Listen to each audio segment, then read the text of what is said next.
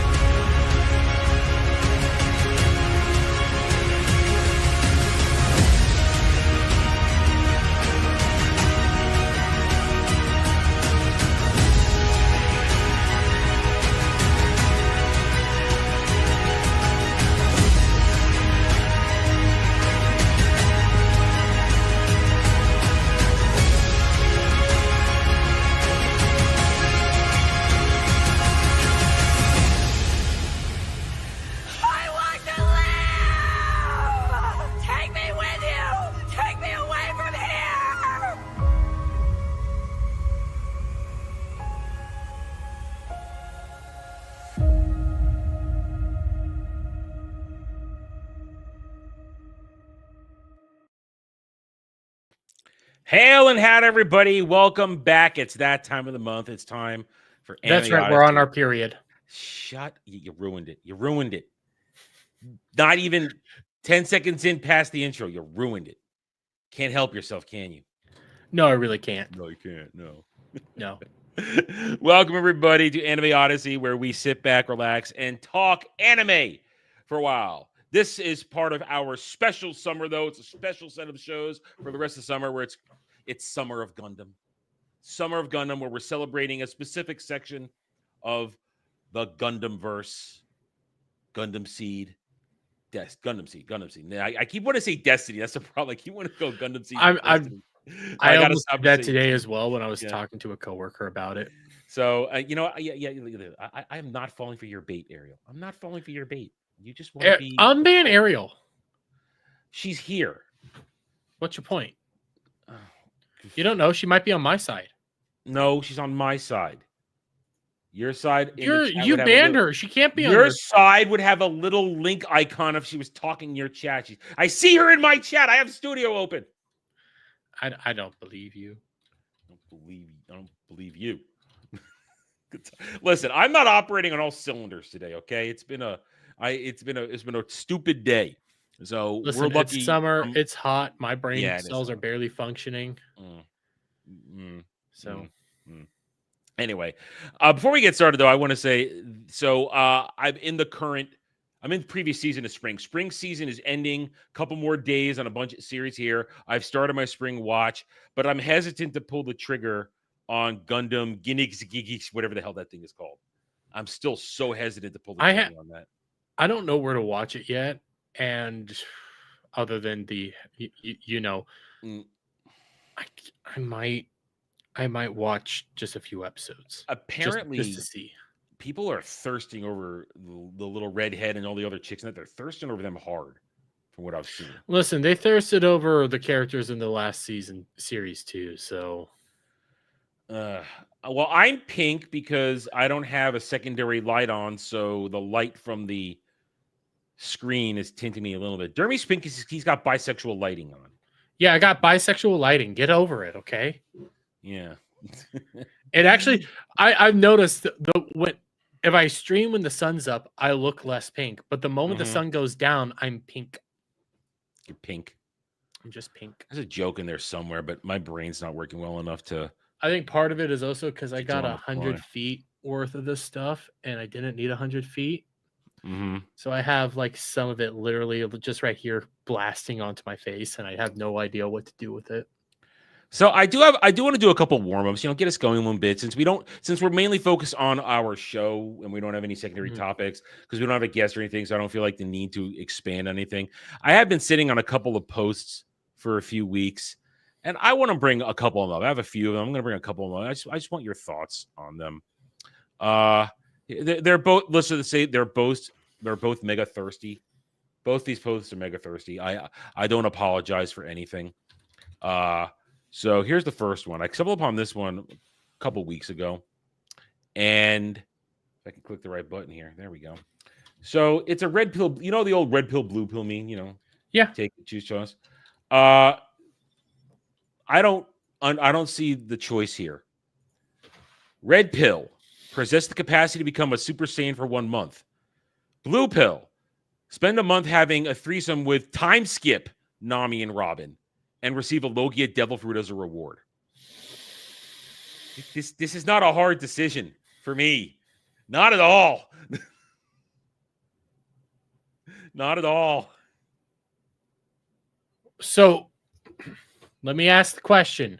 Yes. Does that mean that Logia Devil Fruits is with me for the rest of my life? If you receive the Logia fruit and you eat it, I'm sure you're going to be able to, yeah. But listen, when you look at the other one, it says that you're a Super Saiyan just for a month. But if I'm just a Logia type for 1 month, then what? It says spend the month with Robin and Nami in a threesome. I know, but and then receive the devil fruit as a reward for surviving, for not being dehydrated after 30 days. There's no choice here. I know that the way they have worded this, the correct answer is Nami and Robin. Even if I don't get to keep the devil fruit, the correct answer is Nami and Robin. Yeah, listen, I get that, but I want to keep the devil fruit. That's why I don't care about the devil fruit. Nami, time skip Nami and Robin. I get that, but I had to double check this because honestly, I would like to go Super Saiyan the rest of my life, but you only get to do it for a month. So you know what's what? the point? Fuck it, I'm gonna fuck the women. Have the incredible sexual experience of time skip Nami and Robin for a month, and then you might get to keep a Logia devil fruit. Now, what it's going to be, you don't know. You don't always know before you bite into get it. The cum fruit. And now you ruined it. See, I wasn't going to actually say anything like that. We're going to leave it ambiguous. But that's not I don't want to know that kind of Logia. No. Dude, we did. Fucking. These are all non-canon fruits, but I guess Oda has some play in them. I've seen what they do in their live shows for freaking devil fruits. They're all shit except for like one. Oda has weird ideas for devil fruits, even if they're not canon. Oda is one of We have a snot fruit. Yes, I know. I mean, let's be serious. Oda is one of the horniest men alive. Oda Sensei has to be one of the horniest men alive. You don't gradually, over 25 years, make your women hotter and hotter with bigger breasts and bigger hips and curves if you don't just love tits and ass the way he does. He has a very specific reason as to do that, and I have to step aside for one moment. Okay, I will keep carrying this then. There is only one choice here. Spending blissful threesome time with Nami and Robin. I mean, imagine Robin uses her ability to create multiple hands. Multiple hands will appear and just massage you everywhere. It's glorious. And now let's be honest. Nami might charge you for a few things because she does love money. She's not a whore. She's going to charge you for things because that's her base level. She wants money. But if you even don't feel like paying for Nami, you're still going to Robin is there willing and ready. You understand? Nothing's nothing's exit only on me. Exit only on me. Exit only. Exit only. What do you mean God help us? What do you mean God help us? Listen, all I need is a lot of beverages, an occasional sandwich, and I'm going to survive that 30 days with Rami and Namin, no problem. It's going to be fine. It's going to be fine. It's going to be great. It's going to be glorious because it's time skip Nami and Ramen. Listen, okay, real quick. Okay. I had to answer something for work, but okay. Your mic's a little hot now. Your mic's a little hot. Oh, sorry. Maybe I'll come back. Am I better now? Okay. Okay. You're good. Okay. So Oda Sensei has openly said multiple times that he draws young, attractive women to be young and attractive. He has a very specific style of women, and he's never going to change that. You can even go to a lot of his pre-One Piece work. It's the same freaking women and the same stuff. He has a particular type that he is unabashed about, even after being married and having kids. Hourglass fit giant tits. Yep. And I love the man for it. Listen, Oda has like two styles of women. Good women look like this, or the women that he wants you to like in some way, shape, or form look like this. The other one are usually ugly. Well, I mean, yeah, Big Mom eventually became ugly. Big Mom used to be hot when Charlotte Linlin was hot back in her younger days.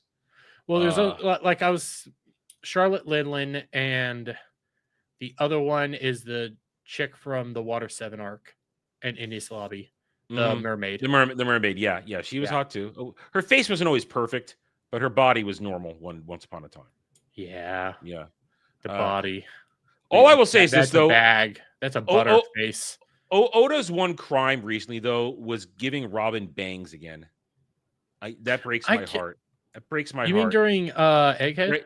No, now during Elbaf. Oh, yeah. I kind of like her with the bangs. I see that. I mean, it's a combination. She's still got the hair past her shoulders, but now she's got her pre-timescape bangs again. And I liked the long hair pulled back. That was so sexy to me. And the bang, I don't like bangs. I'm not a fan of bangs. So it depends on how the bangs are done. Like Nami's bangs are my preferred style of bangs. That's fine. I'm talking Robin's are like the across, the straight line, flat across. Yeah, Nami has bangs, but I don't count that as bangs. What I'm talking about is when somebody says "give me bangs," where they do the whoop. I don't like that. I liked Robin's time skip look completely, and Oda's taken that away from me. And because there's likely not, I disagree with you. You said this a few weeks ago. I don't think there's going to be another time skip because in the moment we haven't seen how Luffy, Zoro, and Sanji measure up to the baddies at the moment. At least it's been a couple weeks since I caught up, but things are happening. I'm not gonna spoil anything, but there's more evidence that there might be a time skip coming. I don't know. I haven't seen evidence. I haven't seen evidence that I'm with something that was said in the latest chapter. The latest again, not spoiling anything. I'm a couple weeks behind. I haven't checked for a couple weeks. There's somebody is gonna have to work his fucking ass off to potentially get Conqueror's Haki. Well, either way, I kind of feel like I'll be stuck with Robin with bangs forever now, though. That's my sadness. I feel like Oda's gonna keep her with the bangs. I'm not gonna. This is not a spoiler for Elbath or anything. Mm-hmm. The other thing that might help my idea of a time skip is apparently time works a little weird on Elbath. Really? Yeah, they've been kind of teasing that time might be working a little wonky. Maybe. I mean, giants might just be long-lived. That's the thing. They do live longer, but there's some just subtle hints here or there that there's comments people are making that it's not adding up. And it could potentially mean that Elbath has like a time distortion going on. I don't know. Well, I understand what you're talking about. I understand what you're talking about.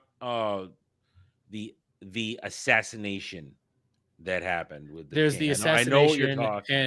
The mural. And the mural, and then in the latest chapter, this isn't spoiling anything, but Scopper Gabon, it's a flashback, but Scopper Gabon's in a bathing moment with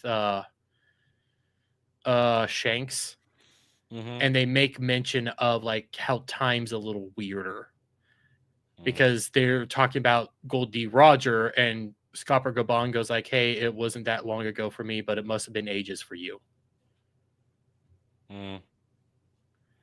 So they're making like these weird things that there might be time. I mean, I see what you say. Some things don't line up to Loki's imprisonment versus when that happened. Some of the, I noticed that didn't line up with how they were talking about it. So we'll see. I'm giving it right now. I'm back to like the once a month catch up is what I'm gonna do because that's probably the best. We're about to get into fights. We're into fights, and you know how it goes. You'll get a bunch of one thing, and then it'll stop and switch to another fight for chapters, and it'll stop and switch to another fight. For chapters. Last chapter ended by starting not just one but two different flashbacks. Yes, and when Oda goes into a flashback, he can go for like 10 chapters on a flashback.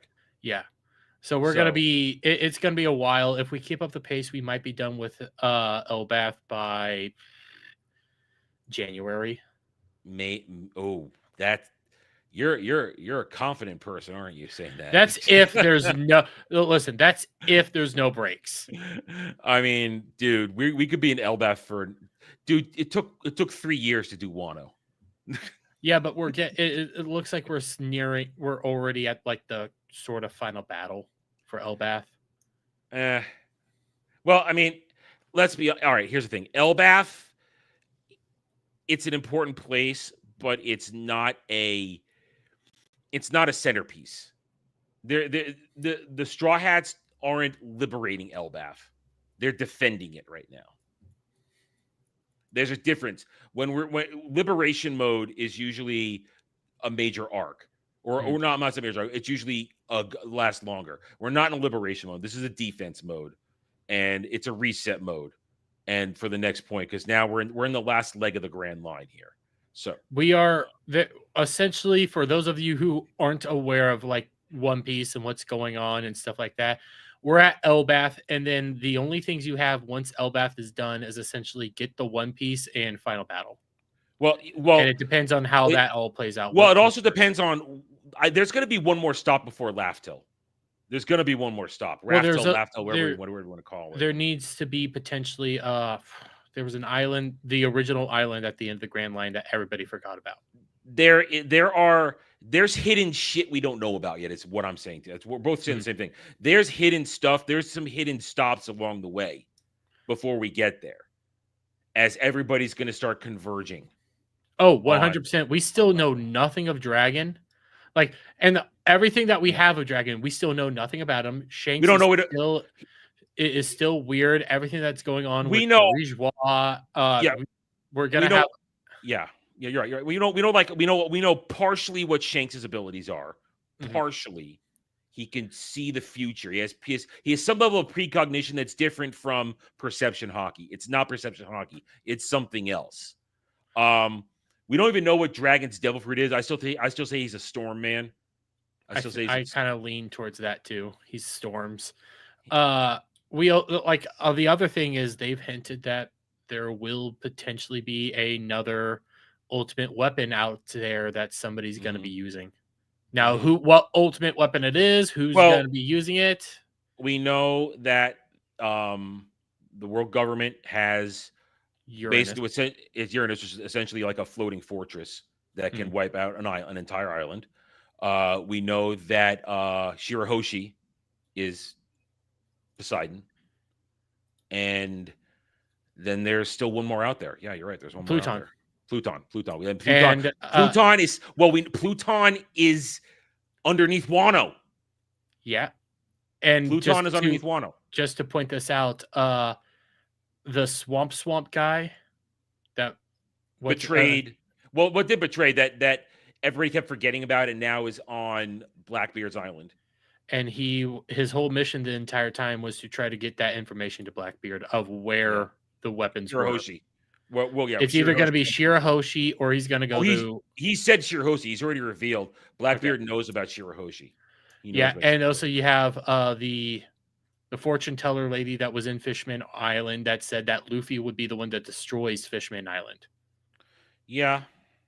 It wasn't necessarily that wasn't necessarily about Fishman Island arc. So yeah, that was not about Fishman Island. That was about something completely different. And I'm laying all this stuff out there because there's so many threads that still need to be wrapped up, and Oda's a person that will wrap all these threads up. Well, because he's already figured it out. He's got it. Yeah. He's not somebody writing an MCU script that doesn't know where it's going. Oda's had this shit planned out forever. Oda's always known what the ending was going to be, and he originally had only 5 years. He only wanted the story to go 5 years. It wasn't until he dropped in. I was researching this recently.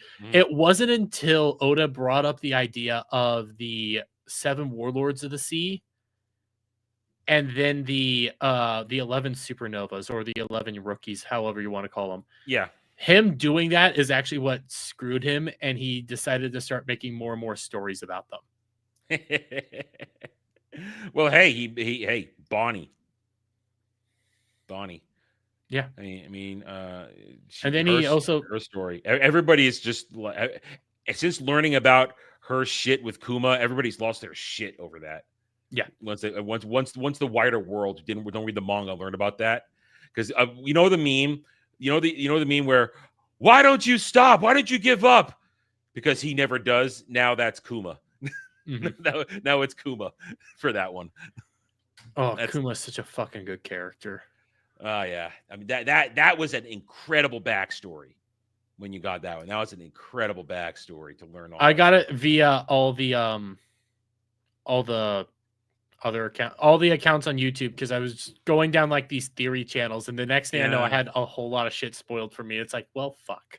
Yeah, see, I read it in the manga when it was happening. It's like, so I was riveted. It's such a fucking, because you get yes, we're not talking Gundam yet, but you have to let us talk about something else. We got to talk about something else. So I took us down a thirst trap, and now we're talking One Piece while I'm leaving the titties on the screen. So what was great about Kuma's story is it starts at one of the most incredible battles of Roger's generation. All those crews converging on that island with the government.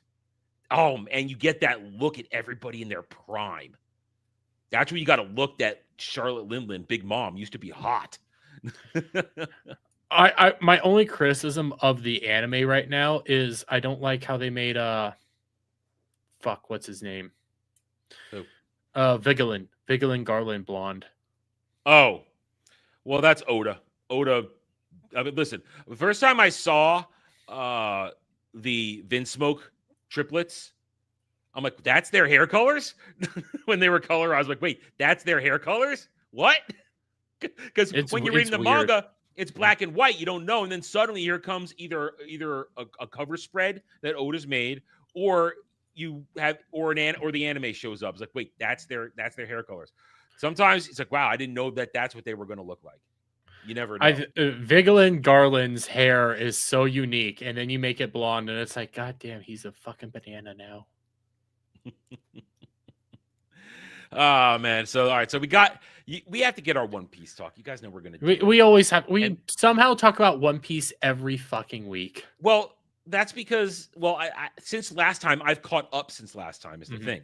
I caught up. It didn't take me as long as I thought it would, and now I'm on my monthly rotation. Another week, by next week actually, I'll do my June catch up and be caught up again.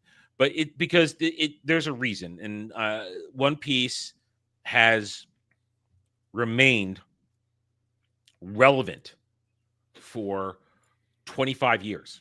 Yes. Over 25 years, like or late 90s. And back when we used to do Google, remember we used to use Google Trends for evidence of shit? Remember we used to do that? I would sometimes bring up One Piece as an example of something that doesn't dip, because One Piece never dips. It maintains or goes higher and then drops a little bit and then goes higher again. Consistency for over 2 decades, because it has that power. Ariel, no, One Piece will not become The Simpsons because Oda already has plans to end it. Like, he does want to end it. God, fuck The Simpsons. God. And everybody, and here's the thing. Nobody's aging rapidly because time is still moving. It's just not moving at our pace. Okay, so no, I mean in general. Yeah. Because pre-time skip, the Straw Hat Pirates were only really together for roughly a year. It is roughly a year. Like the first couple of arcs that you go through in pre-time skip, just months, couple weeks. No, it's actually a day.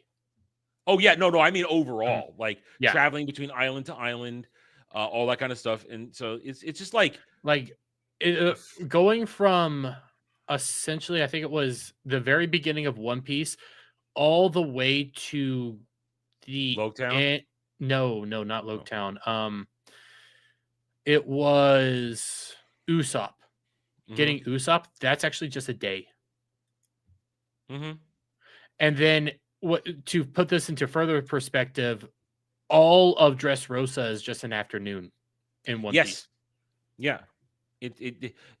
Some of these events seem like they take forever in the anime and the manga, but in the time, not a lot of time. So that's one of the biggest criticisms when people try to shit on One Piece is they talk about Luffy's crew, the Straw Hat Pirates, trying to compare them to the classic bigger crews, to Whitebeard, to Roger's crew, who were with it, who made multiple trips around the Grand Line, all this stuff.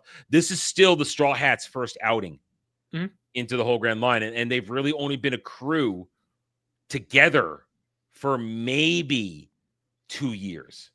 Maybe. I think, because you can't count the 2-year time skip because they weren't together. Oh, if you don't count the 2-year time skip, then yes, actually being together on the ship, it's about 2 years. Yes. When Luffy started, he was, I believe, 17 years old when he started this. Nami was also 17. Zoro was 18. Robin was 28 when it started. Frankie's in his 40s. Chopper was 16. Sanji, I believe, is also 18. These are kids, literal kids. And since the beginning, roughly maybe 2-3 years only passed. I mean, now Robin is 30. At best, Luffy, Nami, Zoro, Sanji, at best, they're 20, 21 at best. So these are characters still in the prime of their youth. And no time size, yet this story's been going on for over 20 years. And also you have to remember, in One Piece, just being like, you're in the prime of your youth, but even when you're old, you can still be a fucking badass. Well, that's the thing. Well, I mean, that's the thing. That when I say prime of the youth, they have so much more room to grow. Is the thing. Oh, yeah. That's how. That's why they called the supernovas the worst generation, because look how strong these kids were at 18, 19, 20. All the supernovas. Bonnie doesn't count because of her age fruit, because she can change her age. It's hard to, she's really only 12, but she can become physically older and physically younger depending on her power. But the point is, though, that's why they're the worst generation, because look how powerful these kids were, and this was their first venture into the Grand Line.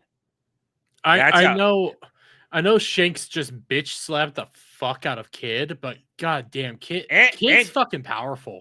Oh, Kid was very powerful, and Bartolomeo, he bitch slapped the hell out of him too.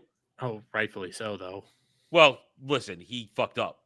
Yeah. Bartolomeo fucked up. And he paid for it. Because I love that line. To this day, no one knows what happened to the Bartolomeo pirates. They have not been seen since. They haven't. Shanks said, "Oh, fuck you." You fucked with us. We're gonna fuck with you. And the only it was really cool though, that moment where he said, "Drink the poison," and Bartolomeo said, "I will drink the poison because I love Luffy. He's my boy." And that was just a test by Shanks to see if he's really a part of it. But they still got fucked though. There had to be retribution. He gave him an out, but he didn't outright annihilate them. But he did sink their ship. So, okay, that's kind of what he also did with Kid. Yeah. But no, Kid came after Shanks directly. Yeah, Kid thought, I beat Big Mom, I'm gonna go after red hair like an idiot. Because Kid has big dreams. We still don't even have Kid's backstory. That's a backstory I'm begging for. Ooh, I want that backstory. Mm-hmm. Yeah, because we got Law's backstory, massively integral to Dressrosa. We got Bonnie. We got all the other ones too. We have all their backstories too. The rest of the supernovas, we've gotten all of them pretty much. We've only had a snippet of Kid's backstory. Yeah. That he used to like to make stuff out of junk. I hear thunder. Don't want to use my power again. I'm afraid. Yeah, there's still. I mean, that's the thing. Oda has so much going on, but he will finish it. It'll happen, and it'll come out one day. It'll happen, and that thing is, yeah. I mean, that's why I'm glad I read the manga, because when it's happening, there will be no waiting for anime. I will know what happened. Yeah, stop being a troll, Ariel. We're not listening to you. You're a troll. You know what? I will ban you. No. Hashtag unban Ariel. What do you mean Oda will come out with something else? Oda has one thing. One Piece. So One Piece is actually like, again, we need to talk about Gundam here. But I during my dives and stuff that I still go on, I never realized that Oda tried to be a mangaka for years. And he got lucky with One Piece. This was the one that they actually gave him like a chance on. Mm-hmm. But he's had like 30 other stories that he tried. Really? Granted, when you look I know he had tried other things. I didn't know he had that many. They have some of his old artwork has leaked, and if you look at it, it's like, that's fucking Luffy. That's Luffy, and that's Nami. Everything's just Luffy and Nami. Well, listen, that's actually not a. That's not a bad thing that a writer creator will do, because you take the stuff that you either couldn't get out or was good, but you couldn't find a place for it, and you repurpose it. Repurposing is fine. Mm-hmm. So if you repurpose designs and stuff like that, he is almost every single main character had monkey somehow incorporated into them. There was always a stretching ability, and there was always a girl that looked just like Nami at the beginning. Mm-hmm. Varying hair colors, that was kind of into money and was not maybe the best person. Yeah. While you were gone, I was saying about, interacting with Nami and Robin during that period of time. Robin can make many hands. And at the same time, while, Nami's not a whore, but she will probably make you buy certain things because you have to pay for it. It's not in a whore way, just because that's her personality. But I'd still have Robin can go full devil or demon mode or whatever it's called, devil of Fleur or whatever it's called, and I'll be happy. Listen. Robin is, no matter what, Robin is still one of my number one waifus. She remains there, and is great. All right, one last thing, and then we're gonna move on to our main topic of tonight. We had to have a little extra stuff. No. See, she's twisting it. I said there would be no entry butt stuff. Everyone's like, oh, she'll stuff a fist up your ass. Like, no, she won't. Robin's not putting a fist up my ass. That's not happening. I mean, she could, but you don't want her to, because then that's her trying to hurt you. She's not going to, though. She'll kill you. Robin wants to bring you pleasure. Exactly. Hail, Ruben Christopher Haynes, by the way. So one last thing. The thing I'm looking forward to most getting into this area now, which is, I think it'll happen after Elbaf, because I think we're almost there. I want to know what the Will of D is. Exactly. I want the real with their theories, but I want the whole thing. The problem is the will of D is connected to the truth of the Void Century. That's the problem. It's going to take you a while before you figure that out. I have a theory on what the will of D is, and I think it's a counterbalance to what's going on. I think it's the idea that somebody naturally picks up somebody else's dreams. So you end up picking up the other will. Then what is Dragon's dream? I wonder. Because we don't have anything. Because he is Monkey D. Dragon. Well, like Garp had a dream. I need to go back into it, but there's like evidence to support this is Rox D. Zebek, the inheritor of his will was actually Blackbeard. Well, Blackbeard and Loki, and then Gold Roger's will has been inherited by both Ace and Luffy.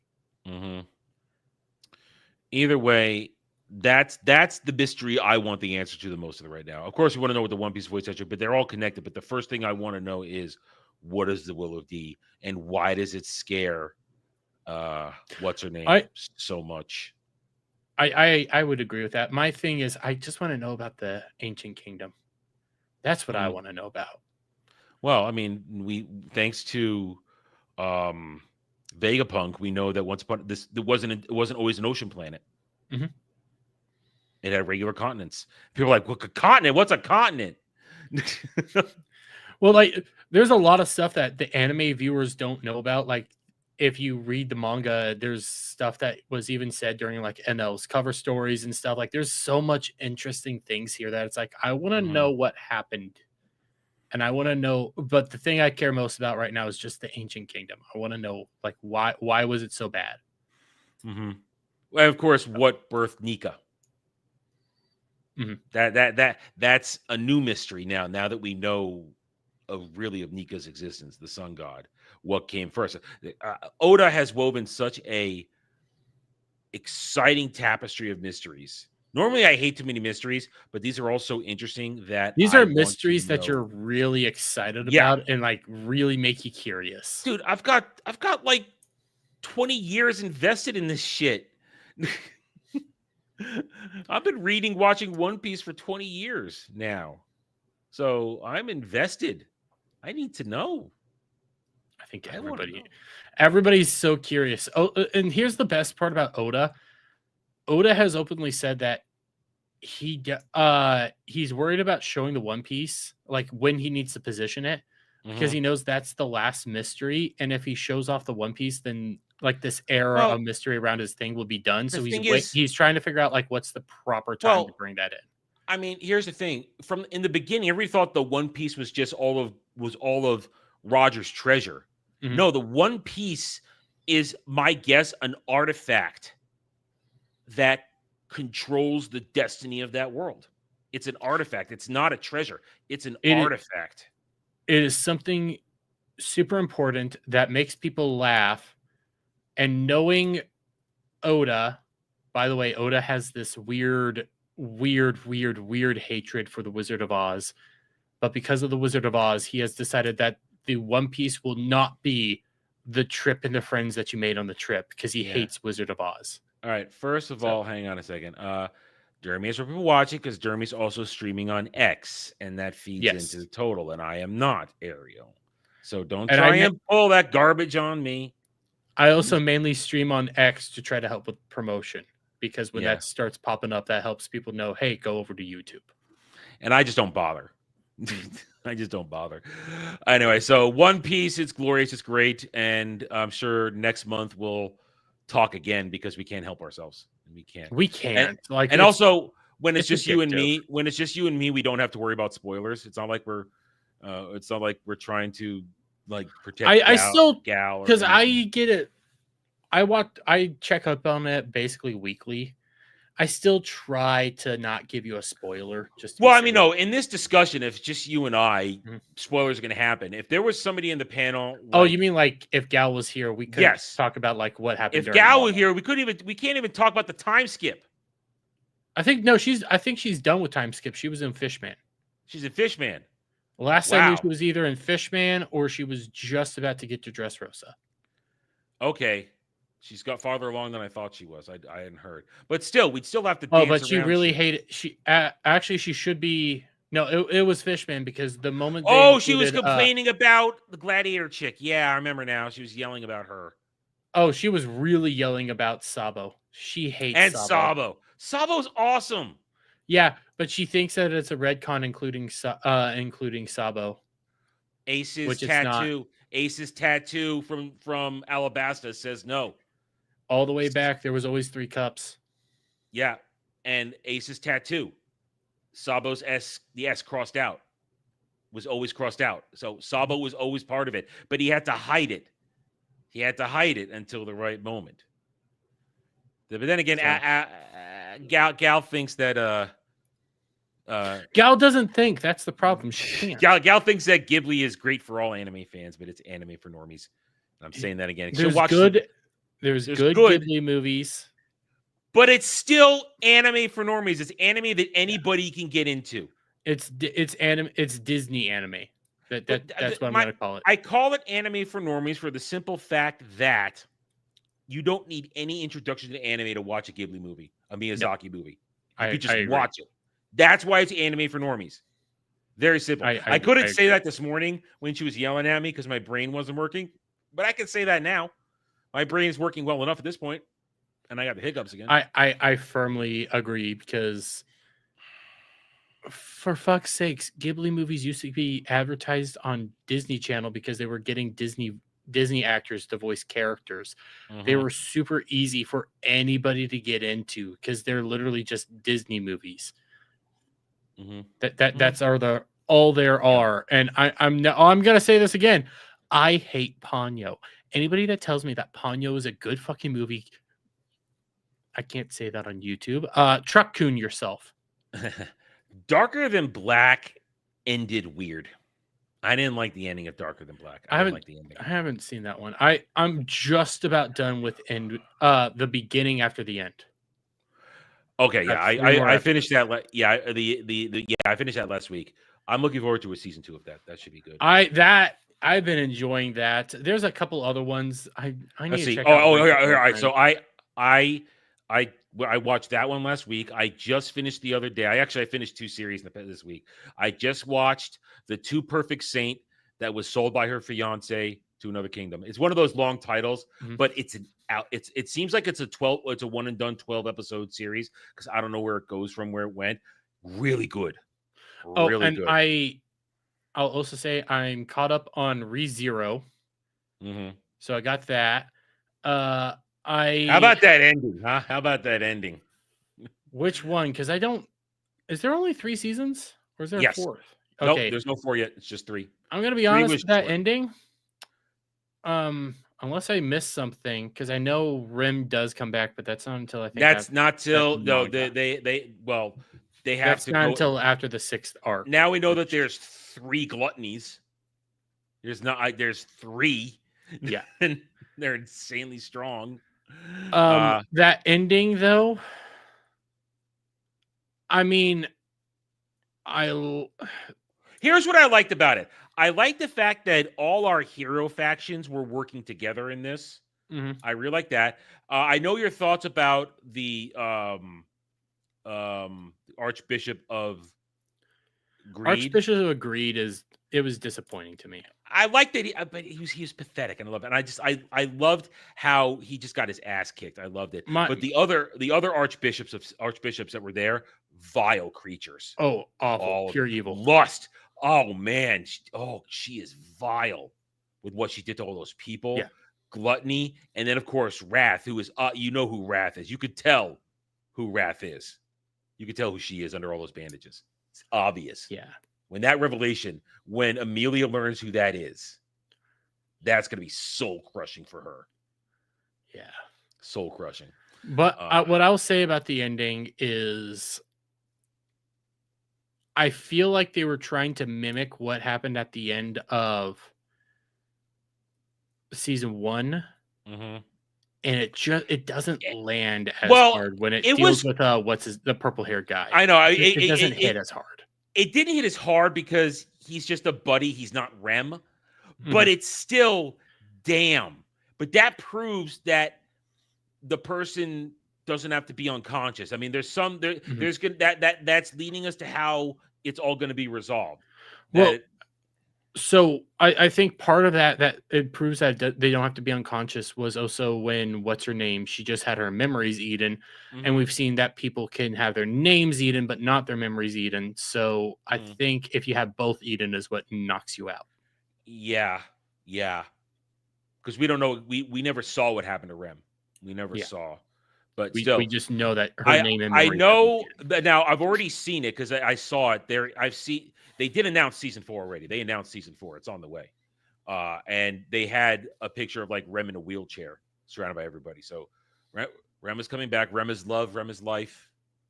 I love Rem. Rem is she's best girl, man. She is best girl.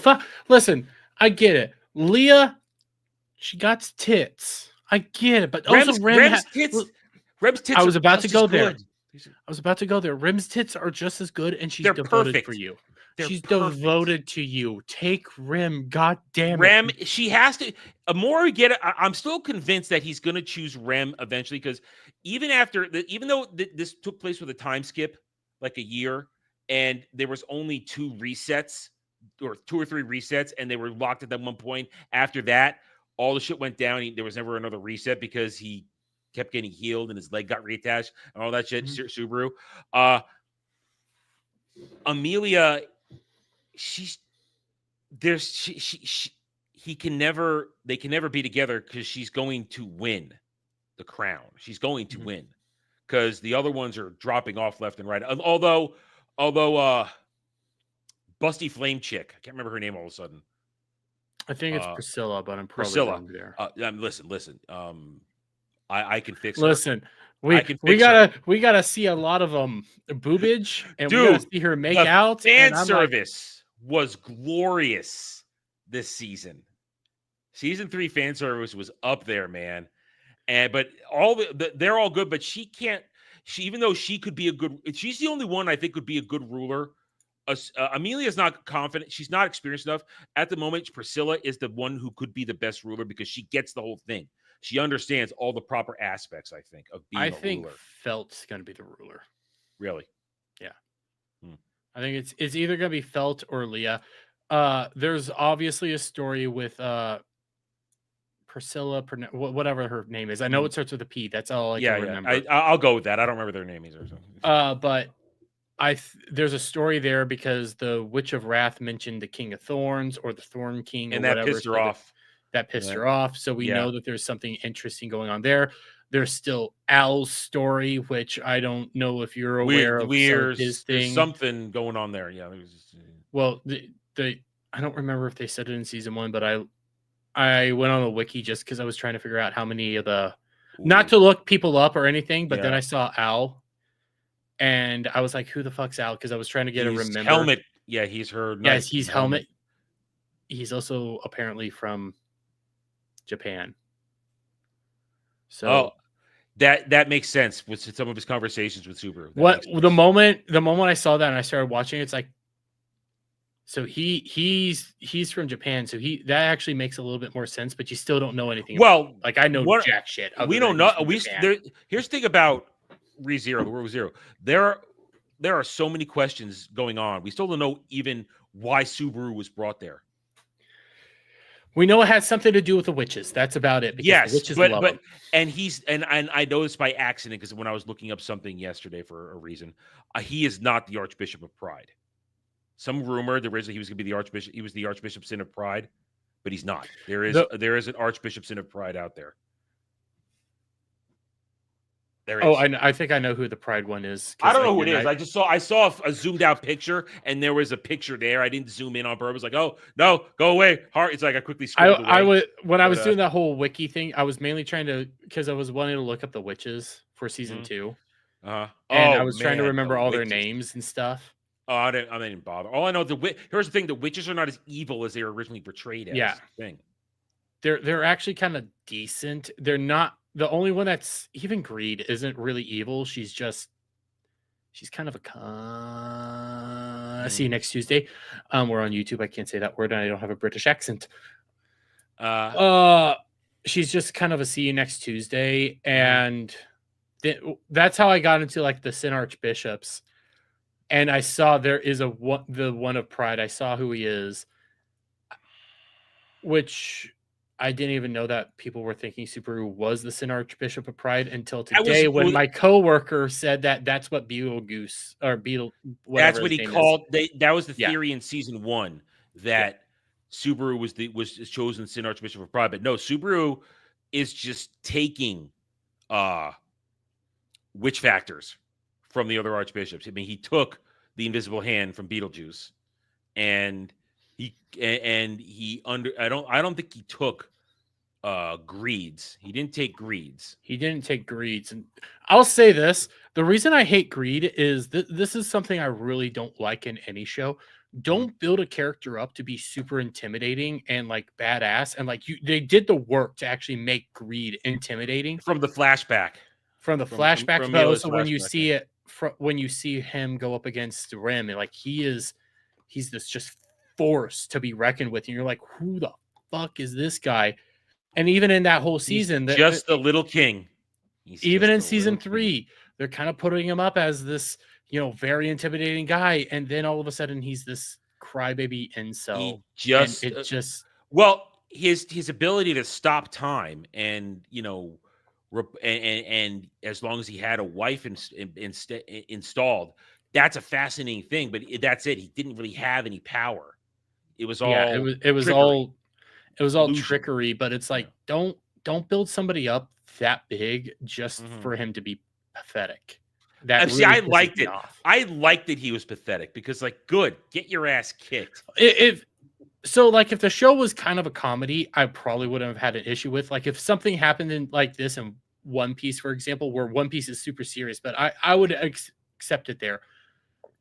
ReZero is super, it has its comical moments, but it's more serious than anything else. So when you build somebody up like that, I'm expecting a serious outcome and not jokes. You know what? I'm gonna let's put a lid on this, because we're talking about a show we're going to review at one point in a real discussion. So a season. So because we haven't even done season 2 yet. So that's true. We listen. We got carried away here. We're talking anime. It's fun, but we are here to talk Gundam Seed. Let's get to the main topic. We spent almost an hour rambling on other shit. We've talked about everything else but what we're here to talk about. But it's not because we don't want to talk about it. I just sent us down several rabbit holes. That was the problem. This is my favorite part of Gundam Seed. I think part 1 of Gundam Seed, I think, is the slowest. There's some really good development, but part 2 is so well. Here's what we go now. So now this is standard Gundam fare. Part 1, set up, putting pieces in place, getting to know all the characters. Part 2, upgrades, and epic battles, and fucking battles, payoffs, and great character development for fucking everybody. And heartbreak. Heartbreak that will last for a while. That you think is really there. So here we go. Part 2. Last time we left off is after the Battle of Orb, where Kira and Athrun tried to kill each other. And Athrun thinks he has, killed Kira. And he's been captured by Orb, but then released back to Zaft. And he had that. Last thing we talked about was Kigali basically yelling at him, and Athrun breaking down and crying at the same time, thinking that he killed his best friend. Yes. And now, the aftermath. The Archangel has escaped yet again. The Archangel makes it to Alaska, finally. But what we're going to learn is that everybody thinks the Battle of Alaska is going to be it. That's going to be it, because Zaft is basically they're gathering. Well, I'm just setting up the overall stage. I missed part. We got the Earth Alliance is massing at Alaska base, and the Earth and the Zaft forces are massing at Gibraltar. And what you have going on now we get the introduction of everything. We get the introduction of Blue Cosmos. We get Lord Asriel. We learn of the extended program, what is going on there. And we know that there is unrest in the plants. Or at least not. There's essentially, even though even though Atherin's father, I totally forgot his first name. I had it a second ago and I lost it. It's that thing. So many I names. know it's Zala. Well, of course, Zala. I'm trying to remember his first name. I had it a minute ago, which is what I was setting up here. Here, let me look it up real quick. Oh, I know I can remember it. I don't remember it. Patrick Zala. Patrick Zala. He knows that Patrick Zala, he has legitimately won the presidency or the high councilship leadership of Zaft, of the plants. But Siegel Klein has retreated to his home where Lacus has ended up. And we learn quickly that Kira's alive. Mm-hmm. Somehow he survived. That's one of the roughest parts, though. How did he survive that explosion? I don't think they explain. I think maybe the priest tries to explain it, but they don't explain it good. Mm-hmm. If they do, because all I know is there was a mega explosion and he somehow survived. Yeah, Kira was basically knocked free of his cockpit because of who he is. He's physically able to survive the trauma, and he was picked up by the blind priest. And because the blind priest has connections, he was transported off-world to Aprillius. I'm assuming that's Aprillius because that's where the Klein mansion would be. Yes. And he is now under the care of Lacus. It would be Aprillius because Aprillius is also like their main. It's the capital of. Yeah, it's the capital, and that's also where the destiny is. Mm-hmm. So, but yeah, that all happened. I will say before the Earth forces get to Alaska, there is a good back and forth about what's her name? Fuck. Not the sexy, awful, evil member of the Earth Forces crew whose name is escaping me right now. The good friend of Kira who comes back in the second series. Fuck, what's her name? I don't know what you're talking about. Well, I was gonna go down so there was a back and forth between her and the orb. I'm blanking on names for fucking Kigali? Sake. Yeah, no, not Kigali.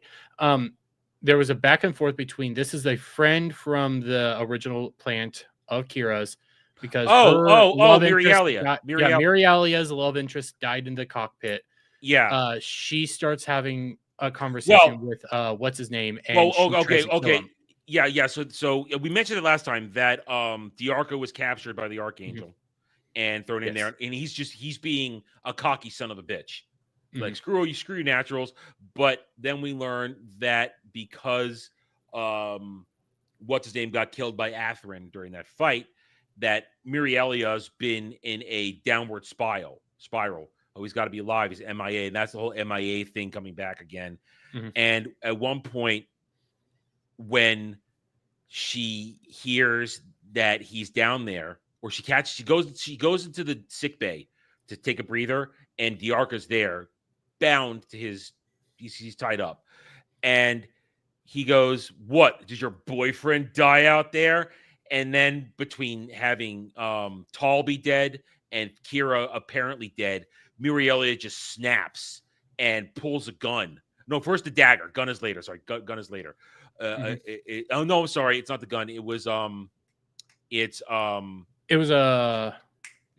scalpel. Scalpel. And it was Flay that pulls the gun. Flay's the one that pulls the gun, and Mirialia stops her from shooting. But so Mirialia tries to kill Diarca. It's like, why do you get to live when Tall's dead, Kira's dead, and you're alive, you son of a bitch? And she loses her shit. And that is the turning point for Diarca. Because Diarca now starts to realize that there's that naturals, coordinators, in the end, we are all still human. Now, that's not only the turning point for Diarca, that's also, you literally just said her name and I can't fucking remember Mirialia. it. No, not Mirialia. Flay. I wanted to say Felt for some reason. Flay, that was also like a mirror moment for Flay because that's the same way she felt when in regards to everybody else. So I don't remember if it was Flay that talks down Mirielia or somebody talks down Mirielia and then they don't do harm to Diarca. But I believe I think they shoot, but they just graze him. Yeah, he just gets grazed. He doesn't get seriously hurt. No, I think it's Sai comes in. Sai gets there, I think, and he's the one that talks everybody down. And then it's like and then they get Mirieli out of there, and things come down, and Diarca's put down into the brig. And that's also the beginning of Diarca and Mirielia becoming a thing. Temporarily a thing. It's but they were a good thing.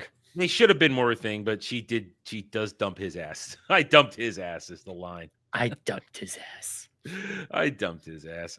Hey, listen, Mirielia, she's in the running as runner-up best girl. Mirielia is great. I love Mirielia. One of the best girls. She's like your best friend that, you know what, if you ended up with her, you wouldn't have a problem with. She's also your best friend. Yeah, we could just have fuck buddy sex. Yes, 100%. Just fuck buddy sex because it'd be great. 100%. I'm not. But so that's a lot. That's a great interactions there. You also now in the aftermath on the way to Orb, essentially Maru and what's her name? Fuck, I know where you're going with this. I'm going two places. You're on one. I'm going two places. We did so many other things. I lost all my names going in. Badger. I'm always bad with me. I'm always Natal Badger. Yeah, Natal Badger. And then of course, Moo. So what you have there, those three, their relationships. One, Natal and Maru, they have it out like one last time, really, about decisions. But at the same time, you know, Maru and Moo are getting closer and closer together. And also, you also have Maru and. Wait, did you just say that? Because I thought you said Maru and Moo. Maru and Moo. Maru and Moo, and then I'm gonna call her stuck-up bitch now, even though Lieutenant Badgerul. Badgerul and Maru, not Moo, Maru. Jesus fucking Christ.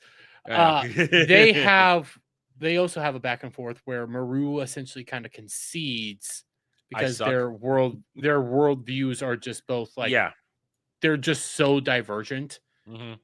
That's kind of what it's an important thing is like Badgerul is very rule oriented. You do this, where Maru is very, I'm not going to say she's laid back, but she's not tied to the rules as heavily. Yeah. She's not tied to the rules. She understands like the order of operations, the hierarchies and all that, but she's a little bit more reserved and she will play it a little bit more case by case.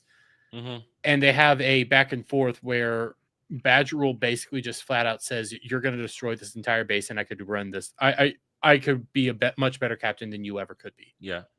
And Maru just takes it because, like, you know what, you're right. Well, she's had a self-confidence problem the whole time, and that's Maru's story for this entire series. This entire first series is that she was never meant to be the commander. She was never meant to be the one in the captain's chair, but circumstances put her there, and she slowly grew into it and accepted it, and eventually becomes an outstanding captain. Mm-hmm. Because not only does she understand that sometimes the rules don't need to be broken, but need to be bent for case by case situation, depending on how you're dealing with people. But also she understands people, and that's the problem with Natal Badgerul is that she doesn't understand people. She doesn't want to understand people until the very end. She doesn't want to understand people. She doesn't want to break the rules. Only at the very end, in her last moments, does she break the rules. And she does it for the right reasons. And it's just the outstanding character of the adults in the situation. These are the adults in this situation.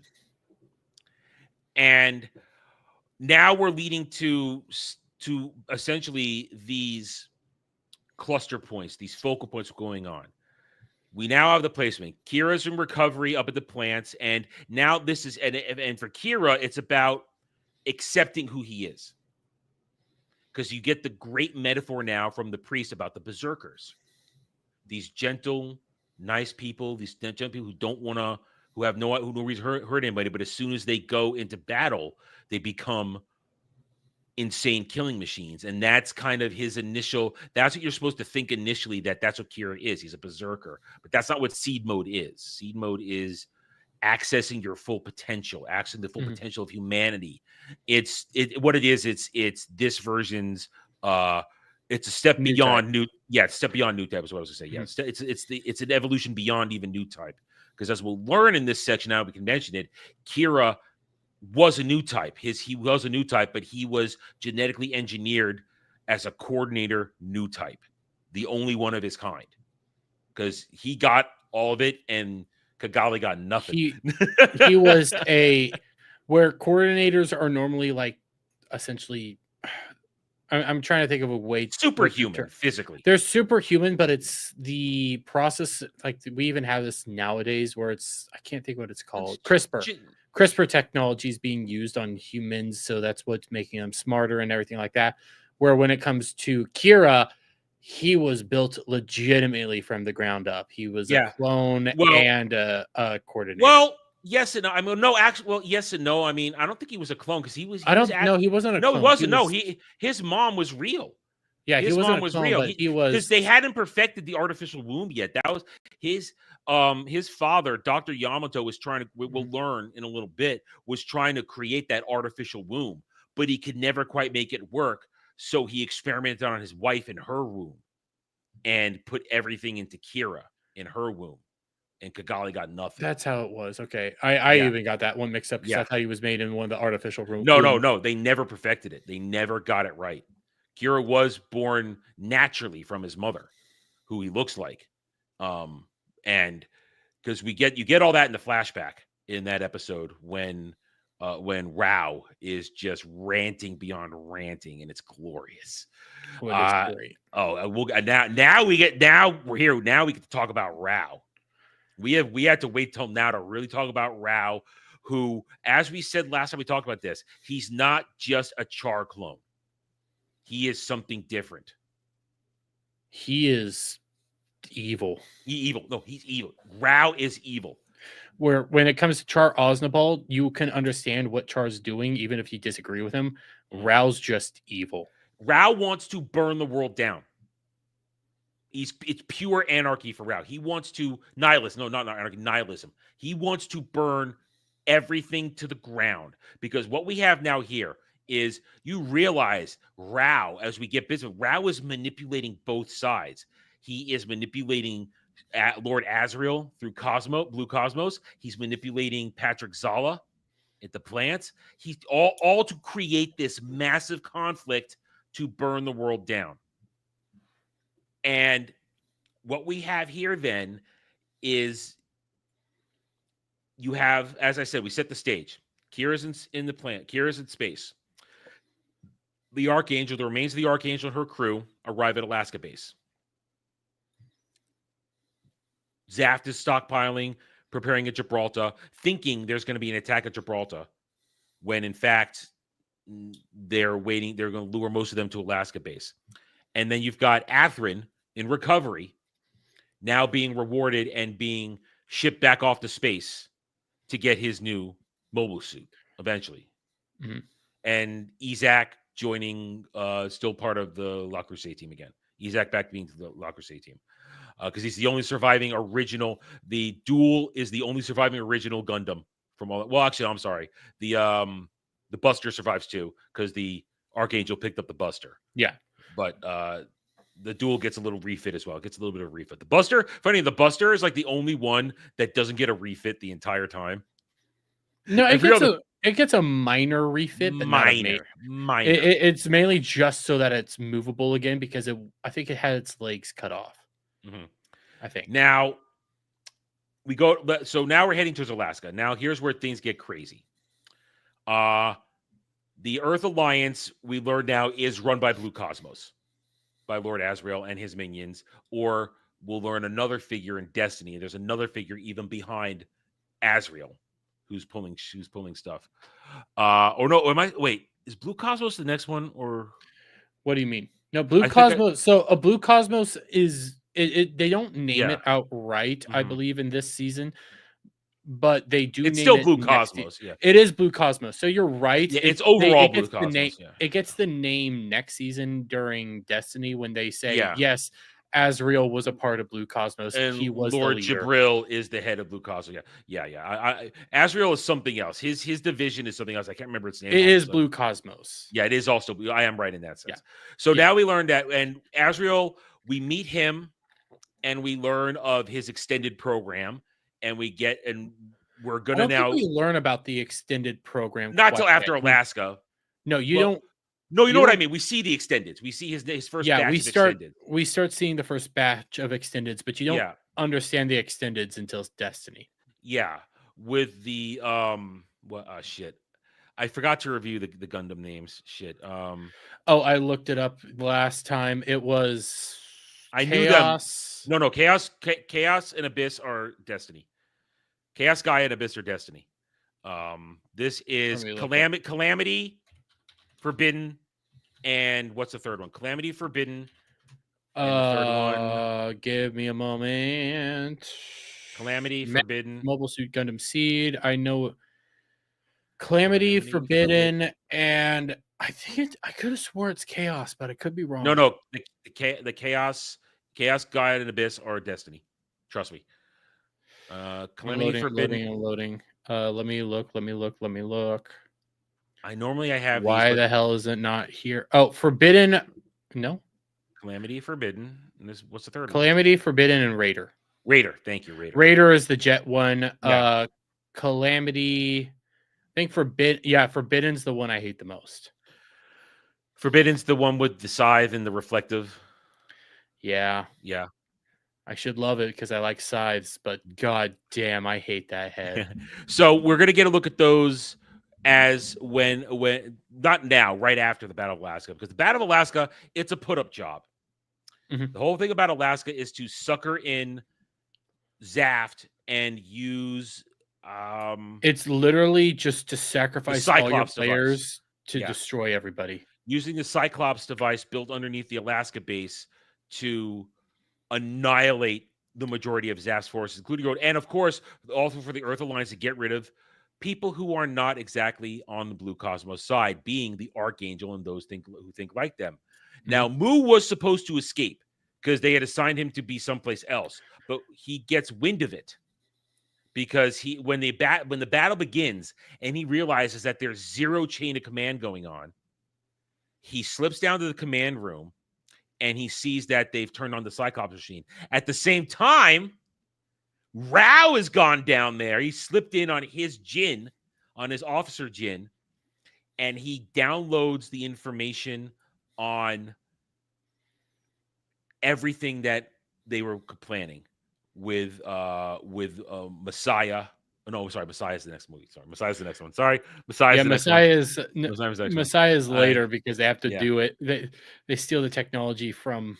What he does is he gets the technology there, but he also gets technology. He also has the technology on the Freedom and the Justice and the Endjammer Canceller technology, which he gives to Azrael so that they can cancel the nukes, so that they can use nukes again. Because that's for the second part of this. So he's basically, what Rao is doing, he's getting all the top secret information of both sides so he can give them to both sides so they can go to all-out annihilation war. And Mu catches him for like half a second, but then Rao gets the fuck out. But as Rao's escaping, he comes across Flay. And this is one of the weirdest parts of this. For some reason, Flay thinks he sounds like her dad. And now Rao takes her because for her, she's the key. She's how he's going to deliver all of the Earth Alliance's, all of Zaft's secrets to the Earth, to Blue Cosmos and Azrael. And she's his pawn, and that's why he keeps her around, and he lets her be around, seeing all his weakness and deterioration, all that kind of stuff. And so he takes her with him. So in that moment, as the battle is raging, nuts, crazy, everything's going blah blah blah. It's terrible. Mu makes it is a vicious battle. Yeah, and Maru tries to take command once Mu gets back and tells her, "They're gonna fuck you over, honey. Let's get the hell out of here because we're done." They're going to blow us all up. So the Archangel's issuing commands, get out, get out, get out, get out, get out. And, well, they barely get out as it happens. And, go ahead. So they don't get, so before they get out, there's somebody else who enters the scene. Because that's when Kira comes down to the Destiny. No, you mean because it's during the freedom. The freedom. Blasphemous person. Well, no, he comes out when they're escaping, because what's happened is Mu is in the Skygrasper, and it got damaged, and there's an opening in the hangar of the Archangel, and he lands in there. They have no defense left. The Diarca's still in prison. Actually, no, Diarca was actually released and given the Buster, and Diarca is covering for them, but he's covering from afar. He's not there. And what happens is, back up during all this stuff, back up on the plants, Kira's having his crisis of faith, and this is like the last time for a long time that Kira's going to cry. He has a breakdown, and here now is where we start to see the truth that Lacus and Kira, that they are the key for to each other. They're the key to everything, and she heals him. Her words, her kindness. It's like, believe in yourself. You're just Kira, and Atherin's just Atherin. And you two can find each other. You can find that place where you can be friends. But to do that, you're going to have to fight. But fight your own way. Don't fight the way they're telling you. Fight your own way. And then she leads him to a hangar bay. And he's like, but I need a proper weapon. I need a sword. I can't do this. What I have. And they go in there. Of course, she's Lacus. Everybody says, oh, Miss Lacus. Yeah, here you go. We'll let you through. She gets him in there. And there they are. The freedom and the justice. And you get a look at the freedom. And Kira gets in there. And you learn that it's got a mini nuclear power plant in it. It's not going to suffer the weaknesses of the strike or the blitz or the duel or the buster or the Aegis. It doesn't run out of power. It just keeps going. And she gives fucking strong. Oh, it's the only thing could take it out is another Gundam of that level, because every other mobile suit, because what we have here is already top of the line, but then Kira's genius upgrades the operating system to even faster to keep up with him, because that was one of the things that we heard at the end of the last part. The strike was unable to keep up with Kira's reflexes anymore, is he had grown so far so quickly beyond the limitations of the strike that it couldn't keep up. So now finally Kira's given a mobile suit that can keep up with him. And you also have to remember where it was when it came to the strike. That was orb technology being put into this. This is all ZAF technology. Yes. So this is all coordinators. It's ZAF technology having stolen Morganrite technology is what it's stolen. Exactly. It's the perfect. It's the one of the perfect combinations that they have that later on becomes just everywhere. But at the time, this is it. The freedom, the justice, and the Providence are the top of the line Gundams right there. And I mentioned Providence. We'll get to Providence in a little bit. And then Kira gets it, says, thank you, Lacus. I know I can fight now. My friends need my help, because now they know what's going on. They know Alaska is a death trap, and the Archangel is there. And Kira's like, I have to get there to save my friends. And then he just busts out with the freedom at the speeds we haven't seen yet in this show. And he also shows off his new fighting style right away. Right away, yeah. I'm not going to kill. I'm not going to kill unless I need to. And he shoots a head unit off and an arm unit off right away. What we get is our first glimpse of Blitzkrieg, what I always called Blitzkrieg, where Kira just unloads everything with pinpoint accuracy. We're talking dual plasma cannons, dual kinetic cannons, laser cannons, everything. He just unloads. Beautiful. It's glorious. And what's better is that as he's zooming past, Atherin's arriving to claim the justice, to take ownership of justice, and he zooms by, and Atherin has no idea. And Kira just zooms by having no idea that's Atherin. And Kira's just zooming. He has to get there in time. And man, there it is. It's so great. This is what good storytelling looks like. Everything is happening at the same time. You have to realize that the events you're seeing up here are happening simultaneously. So it's not like we're jumping back and forth like, oh, how did he get there in time? No, everything was happening at the same time. While now Kira is on return, the Archangel is escaping from Alaska base. Rao has escaped with Flay and the information on the Cyclops stuff. And then you've got Lacus becoming the voice of the resistance to what Patrick Zala is doing. I will also say Badgerul is in a submarine. Yeah, because she was part of the lucky few that escaped. She's part of the lucky few that got out of there. Because she had potential to follow orders. Yep. Crammed in a hold in a submarine with everybody else. And she knows what's going on. That's the beginning of Badgerul's turn. She is guilt-ridden over that. Mm-hmm. So now the Cyclops machine goes off. Boom, eradicates so much stuff. And they show you how that machine works. It melts people. It's disgusting. It's horrible. It's terrifying. And it destroys like entire machinery as well. Mm-hmm. Well, that's the information that he gives to Patrick Zala, and is how they make the Genesis device. Mm-hmm. So he gave the most powerful weapons to everybody on both sides. And so now the Archangel's damaged. Mu had been in the Skygrasper, but it gets damaged. This is an important moment where you see him going in there and he has to crash land into the open landing deck of the Archangel. But the Archangel is now defenseless. Out of ammo, nothing left, no defenses, no mobile suits, nothing. And then here's Izak in the duel. I'm going to get you now, you bastards. I've got you. The strike isn't here. Nobody, the Skygraph's not here. The mobile armor's not here. You got nothing. And then Kira to the rescue, baby. That is one of the greatest moments because it's one of those freeze frames. Everybody going, oh no, what are we going to do? He's got us on the bridge. And then, boom, pinpoint accuracy. And then you get that full shot of the Freedom hovering there. And that's the kind of moment where somebody would go, it's a Gundam. That's your classic moment where somebody wants to go, it's a Gundam. And, oh, man, Kira just, for the last time.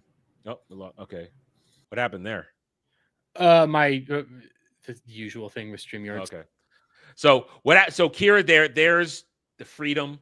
He just annihilates the duel yet again for the umpteenth millionth time, except this time Izak didn't even stand a chance. And then he says, this is Kira Yamato. Let's protect everybody now. And then let's get who we can get out of here. And then it's the glorious escape and reunited. It's great. It's awesome. It's awesome. You also get a great, once they're all reunited, finally, you have Maru sort of interrogating Kira. And Kira just says, listen, I'm willing to work with you guys. I'm not going to tell you what goes on within the actual unit itself because it's too fucking dangerous. And at the same time, I'm going to fight my own fucking way. Yeah. I'm not here. I'm not Earth Alliance. I'm not Zaft. I'm something else. I'm here to stop this fight. And you're either with me or against me because none of y'all can stop me. You can't stop me. But I want to help you because you're my friends. You're my family. And Moo's like, good job, kid. That's what I've been waiting for you to get a hold of. All right. And then we're off to Orb. Because they need repairs. They need repairs, so they have to go to Orb because Orb's the only place they really have left. Morgan this Wright. Is kind of got to go to Morgan Wright. Yeah. It's not just Morgan Wright. It's Orb is the last. Well, now we get to the crux of this. Here's what both the Earth Alliance, Blue Earth Alliance and Azrael need. They need a mass driver so they can get their ships back up to space. Because now the theater is shifting. Because Alaska has been abandoned. Zaft has lost 80% of its forces on Earth. Gibraltar it's like a fake attack against Gibraltar because Zaft retreats immediately, and then they destroy their mass. I think they destroyed their mass driver on the way out of Gibraltar. I think they did. Oh no, sorry. No, Gibraltar second. They go after Gibraltar after the failure at Orb. Sorry, I reversed it. Yeah. They go because I was trying to remember this because there's sorry, I reversed it. I believe there's 3 mass drivers on Earth. There's Earth Force's mass driver. There's one in there might be 2 that Earth Forces have, but there's one in Alaska, I believe. But then there's another one in Gibraltar, and there's one in Orb. Well, no, there's also one in like South America, I believe. Well, I don't think that one's not in play though. That's the one's not in play. It's not in play right now, but Gibraltar and Orb are the ones in play. And instead of attacking Gibraltar, Azrael said, and Azrael's now in command of Earth Forces. He's in command. Mm-hmm. He's in visible command. And we get Calamity Forbidden and Raider are revealed that they're going to attack Orb. The only reason I'm saying that there's like that third one is because that's when you also get the reveal that Earth Forces now have mobile suits. Mm-hmm. Well, yeah. That's that during this part now. You didn't get that in Alaska. It's now when the Earth Forces are attacking Zaft and attacking Orb, we get the daggers. We get the strike daggers and all that kind of stuff that now they've copied the operating system that they got and they've managed to make it work for naturals. So now it's leveled the playing field just a little bit. But so now Azrael and his Earth Forces are zeroing in on Orb because they want their mass driver. Thing is now Kira and the Archangel have arrived in Orb as well. Great, you're reuniting with Kigali, and now they take all the data Kira had from both. They already took the data from the strike, but now they take the data, some extra data that they got from everything else, and they refine it again so that Mu can pilot the strike because they rebuilt the strike, but now it's like Strike Plus with every single piece of ordnance attached to it. And then we get the reveal of the Strike Ruse, and we get the Marasms revealed. Was it the Marasms or the Estrate? The Estrates. Oh, it's Estrate. Sorry, it's Estrates. Murasames are the Murasames are next time. Yeah, it's the Estrates. Murasames are the ones that can become jets. Yeah, the Estrates are the base ones that are. Right. They're both fucking beautiful. I love their designs. Yeah. So now here's the lineup then. And also Diarca's on board with the Buster as well. Diarca's on board. So the Archangel has a roster of the Freedom, oh, wait, no, I'm sorry. Something else, I forgot. Something else goes down. On the way to Orb, some other shit goes down, and Atherin arrives. Atherin doesn't arrive until middle of the battle. Oh, yeah, I'm sorry, he arrives, because then there's, like, the conversation. Yeah, because... He arrives during the first... Yeah, he arrives during the middle of the first... After the first attack on Orb. That's when he arrives. Yeah. Because what happens now... Here's Atherin's story. Sorry, I jumped ahead. So we'll stop here with Kira and crew and Orb. Atherin has arrived on Aprilius, and he is tasked with finding Lacus, who's busy basically waking people up to the corruption of the plants. Oh, Lacus and her father, and the blind priest have all become more of dissent for the current ongoings with Zaft, because Patrick Zala is a full-fledged Yahtzee, but that's... Oh, he is total. He's lost his mind. He's lost his mind. That's Gundam. Annihilate all naturals. That's Patrick Zala. And of course, and they're hunting down all the dissidents, and you see them kill Kigali's dad. Well, that's later. He gets killed a little bit. No. You mean Lacus's father, Siegel Klein. Oh, Kigali. Did I say Kigali? You said Kigali. I meant Lacus. Do you see them kill Lacus's dad? Yeah. Like it was also a brutal. Lord Arthur will die. He dies a glorious, flame death. Greatest deck ever. He has this glorious monologue there. No, Siegel Klein will be also hunted down, but Lacus doesn't learn of it till later. Is the problem. So what happens though is Atherin gets tasked by his father, because here's the problem. Atherin is still desperately seeking his father's approval. Like, acknowledge me, Dad. Acknowledge me. Find me Lacus Klein. Now, despite the fact that they were engaged, they were never really engaged, but they were friends. And Atherin knows how Lacus thinks. Of course, Lacus also knows how Atherin thinks. So she sets up a whole setup for him. And she's wearing at the time what I thought was one of her sexiest outfits. the twin tails and the blue dress when she's waiting That for was him a in the good theater. That was always one of my favorites. That was always one of my favorite early Lacus outfits. I love that one. And she's sitting there on the stage when he finds her. And she just dresses him down. She just tears apart every single one of his beliefs up to this point and makes him realize he has no beliefs, that he has been drifting, looking for something, not knowing who he was or who he was really fighting for. And her famous line, "Then shoot me now, Athrin Zala, soldier of Zaft." That line that carries with Athrin for years. That line is with him for years after that. Because right there, he has her at gunpoint. He's like, okay, listen, I'm going to shoot you. You're a dissident. Why are you causing all these problems? And she tells him, we know Kira's alive. You didn't kill him. And he still thinks of you as his friend. And you could still be his friend. He wants you to be friend. You two can stop this. But you'll have to. But if you're going to stop us, you'll have to shoot me, Athrin Zala, soldier of Zaft. You'll have to do it. And he doesn't. He won't do it. No, because those are, again, Kigali has the ability to wake people Lacus. up. I'm tired. Shut up. It's okay. Lacus has the ability to wake people up. Or Lacus. They changed it after 20 years. Bullshit. Shut up. The Japanese say Lacus. In Japanese, they say Lacus. Well, I'm American. I say Lacus. They changed it after 20 years. I will not change it. I'm hoping they redub Freedom because I might listen. I might go back when I rewatch it. I might watch it Japanese because that dub, it's not as good as the originals. It's not as good.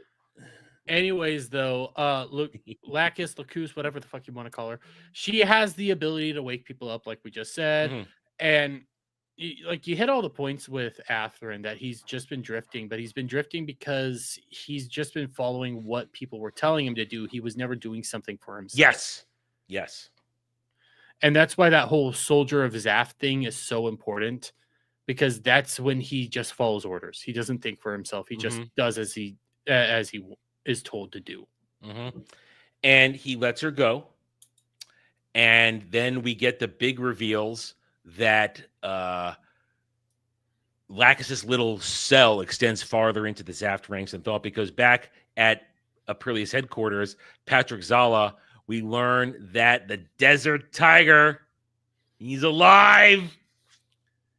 And he says, I want you, he says, Waltfeld, I want you to find Lacus and kill her. And he says, sure, I can find her. Oh, wait a minute. He's working for her. Yep. I love it. Oh, the Desert Tiger still being alive. It's like, how the fuck are you still alive? I don't care. Yeah, but he lost an arm. Awesome. He lost an arm and he lost an eye, so he took damage. And his girlfriend died. She died. Yeah, so. She died saving him. And he keeps a picture of her half naked on his mantle. She's half naked in that picture. Them titty barely covered by a sheet in that picture. I've looked closely. Trust me. Anyway, so Waltfeld, the Desert Tiger, is back. He's got the Costa with him too, his boy, and they're protecting Lacus, and they get to the Eternal, what was meant to be the ship that is the mothership of the Freedom and the Justice. And Atherin takes the Justice because now he's gonna make a choice. Now at this moment, the Battle of Orb is starting. So let's go back to Orb, and what's going on in Orb is, as we said, Asriel and Earth Alliance are moving in on it. Kira has had time to tell everybody a lot of stuff, reveal a lot of things. They've got the strike back up. They've got the Estrays going.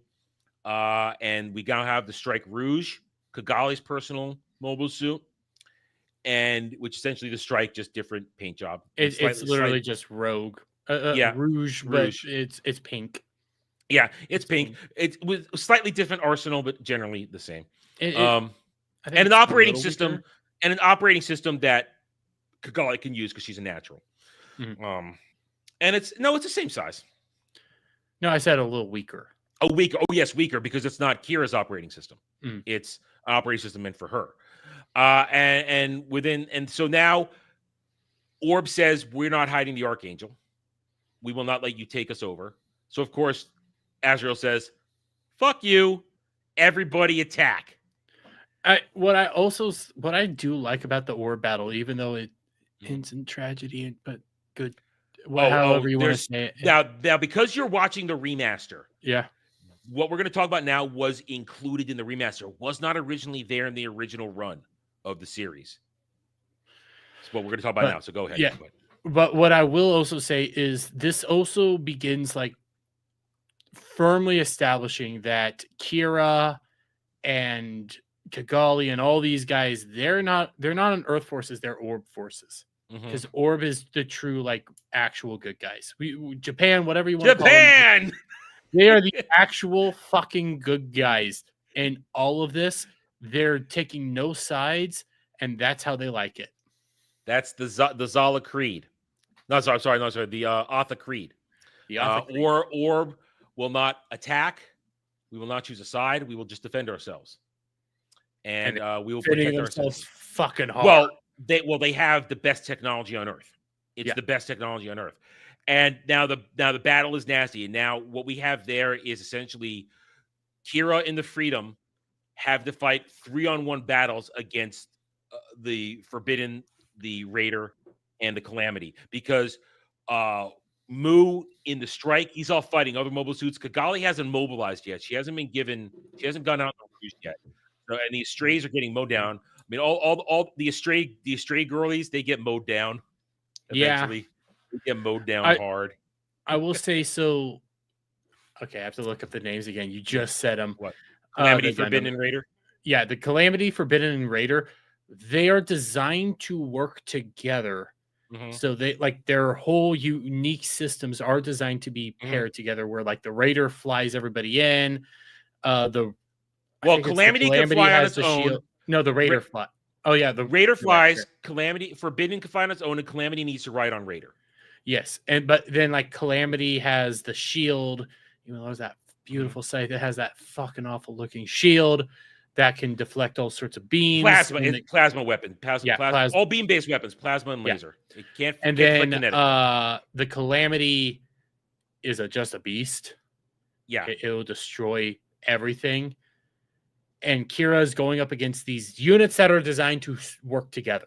And I'm gonna say that they're designed to work together. And the only flaw is that the extended to pilot it have a time limit because of the drugs they're on. 2 flaws. Well, that's the first flaw. They have a time limit that they can only be deployed as long as their drugs are working. The other one is that they all hate each other. Yeah. Like I was saying, their units are all designed to work in tandem together.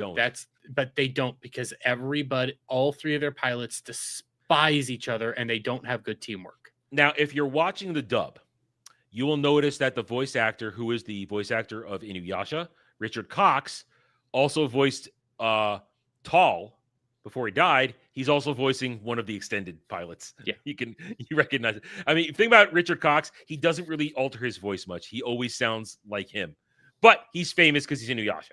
So it's kind of like with Vic Mignogna. Vic Mignogna, he can alter his voice if he does it, but he has such a unique voice that even when he alters it, you can figure it out. Yeah, in there. Now, I was disappointed one time. Since you've watched it, you might not have known it. You may have seen it, may have missed it. Richard Cox did have 2 guest spots in Stargate. He appeared in Stargate twice. Once as an alien species and once as a member of the U.S. Science Forces on Atlantis.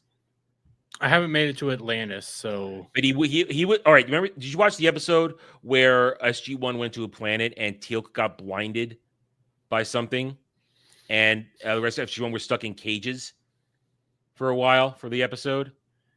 I believe the scientist that helps Teal'c is Richard Cox, the voice actor of Inuyasha. I need to double check. I think so. I hated that for the simple fact that I don't want to know what my voice actors look like. I just don't want to know what voice actors look like. That's just the thing. I can't. Real quick, I kind of agree. It's the same thing with VTubers. I kind of don't want to see the actress behind the VTuber because I don't. I like their personalities and who they are is important, but you like the VTuber. You don't want to think about the person behind the voice. You just want to see the character on screen. Yeah. And that's why I don't like it. I mean, I know what Vic Mignogna looks like because of everything, but up until then, I didn't know what voice actors looked like. I always didn't want to know. And that just, every time I watch Inuyasha, I just see him now because I know what he looks like. It's like it ruins it slightly for me, not completely. It's a personal thing. It's a personal.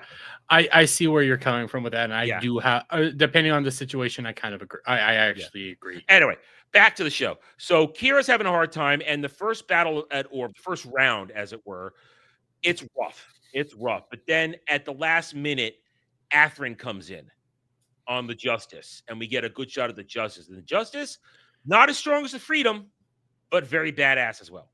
With different armament too. Different armament. The other thing is like, so for Athrun to get the Justice, he was put on to a mission to bring the Justice back.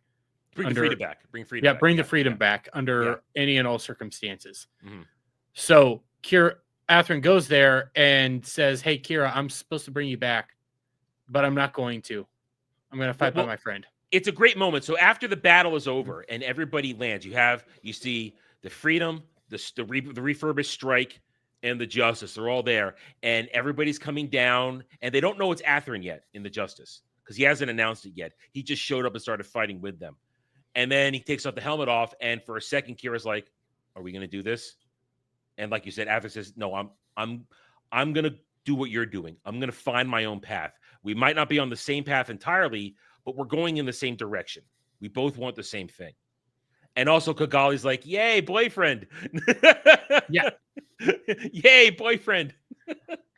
Kigali is all head over heels for Athrun. Yeah. Which is good. Because we're going to learn soon that she's Kira's twin sister. Yeah. Which is why those two, which makes sense, which I kind of do like in the sense that every time they got close, neither one seemed to want to get sexual with each other. Kira They didn't want to get sexual. And like, once you find out that they're brother and sister, their entire relationship has always made sense. Like, they're connected. They're always like communicating very easily with each other, and it's because they're related. They're connected on that twin level that there's always an understanding. They're always able to connect. So we don't learn that for a few more episodes. We're not in space yet, but now, of course, But you learn that. You learn it. That's the big episode. That's the big. We've sort of gotten the cheat already because the picture has been handed around a couple times now. There's two different pictures because Kira has one and Lord Zala has one. And he knows the truth, of course, because Kira's mom came down there afterwards to hide out or hand him over, whatever. We'll get to that later. Point is, Athrun, now the band is together. Oh, I'm sorry. I'm sorry. It wasn't the Strike. It was the Buster that was there. The Strike. It was Athrun, Diarca, and Kira were there. Because they were the strongest of all of them. Yeah, and because Mu wasn't over there at that point, he was on another part of the battlefield. Either way, the band is together, and now we have to get to space. The final stage of this, like every show in Gundam, the final battle is in space. But Azrael is still not going to let up. He wants to get the Master Driver. So we have repeated attacks now on Orb. We go through like 2 more rounds before all is said and done. But during it, if you're watching the remastered edition, which takes into account the events of Gundam Seed Destiny, you see Shin's family, Shin Asuka. You see them running away. We saw them earlier when Orb was saying, "Please, we're doing this." That you see them in their home, but then all you see is a moment of them running during one particular battle where Kira and Athrun are fighting Calamity, Raider, and it is just before the end. Okay, so it's the third round. It's the third round because they're evacuating everybody. That's the whole reason they're running, is they're going to the evac. And you only see a clip of that inserted into this version, the remastered version of Seed. And if you know, you know. If you know, you know that right there is the birth of something monstrous for a while. The birth of a monster. Because until we get to freedom, Shin is a monster. He's a monster. Monster made by war. Made by war. That brings us back just for a second to one of why Gundam is such a glorious vehicle for telling stories of how horrific war can be. Mhm. Shin would never become what he becomes in Destiny if not for this conflict. He is a child soldier that chooses to fight because of revenge. Because of revenge Hate. and just pure hatred Hate. and rage. Yeah, he's a rage monster.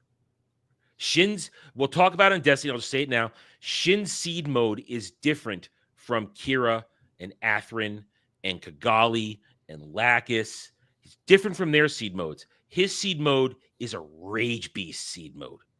He's a berserker. That's for Destiny to talk about. And he evolves his, but damn. He evolves. He becomes a really damn good character. I had to. It was watching Freedom was just me going, damn it. Don't make me root for shit in the Destiny. Don't make me do this. But you are. I like Shin as a character. I'll say it. Even before I watched the movie, I liked Shin as a character. You didn't have 20 years of watching this kid be a dick for 49 episodes. He's a dick, but I understood where he was coming from. That's why I was like, all right, we have to tape. We can't talk. He says he's such an insubordinate prick, and he's such an entitled little piece of shit. All right, well, that's Destiny. That's Destiny talk right there. So you get a glimpse of Shin, his sister Mayu, and his mom and dad running during the final battle at Orb, and where the freedom, and it's the freedom because he only sees the freedom. The justice is there, but he only sees the freedom fighting the calamity and the forbidden, because the justice is fighting the raider off someplace else. Right. So much shit happens. The Orb forces has managed to get their ships together. They're launching them on the mass driver. Kigali doesn't want to leave because she's watching her. She's telling her dad, "Come on, we got to go." He's like, "No, I'm going to stay here because I have to answer for Orb burning. My ideals have set our country on fire, and I'm going to stick by my deals. I'm going to go down with the ship." And Thury, why don't you tell us about his speech that he gives on the way out? I don't remember his speech. That's the downside. You know the gist of it. I know the gist is it's all about how you're right. He's brought this upon himself, but as a leader, he believes that he needs to be here till the very end, and he knows that his belief structures will continue onwards. Is essentially what it is, and mainly through both the next generation. He's like, the next generation is more important. I have taught you what you need to know, but now you have to make these choices for yourself. Mm-hmm. You have to you're going to have to understand why I've made these choices, why we made sure that Orb remained neutral. And it's also like, yes, he has ideals, but you need to understand, like, ideals are because it also plays into like Kigali's choices within Destiny. Yeah. Ideals are just words without actions. So unless you can back up your ideals, they're just words. So like he's showing like, these are my ideals and I'm still willing to even stand by my ideals to the very end via my actions. Mm-hmm. Those are the things that Kigali doesn't understand till midway through Destiny. Midway. Try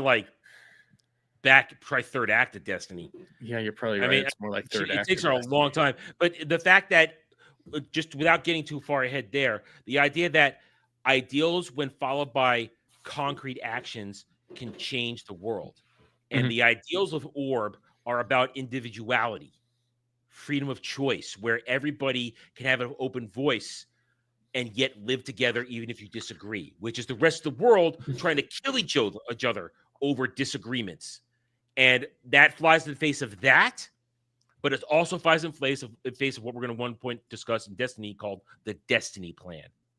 It flies in the face of that. And that's why Orb is so important.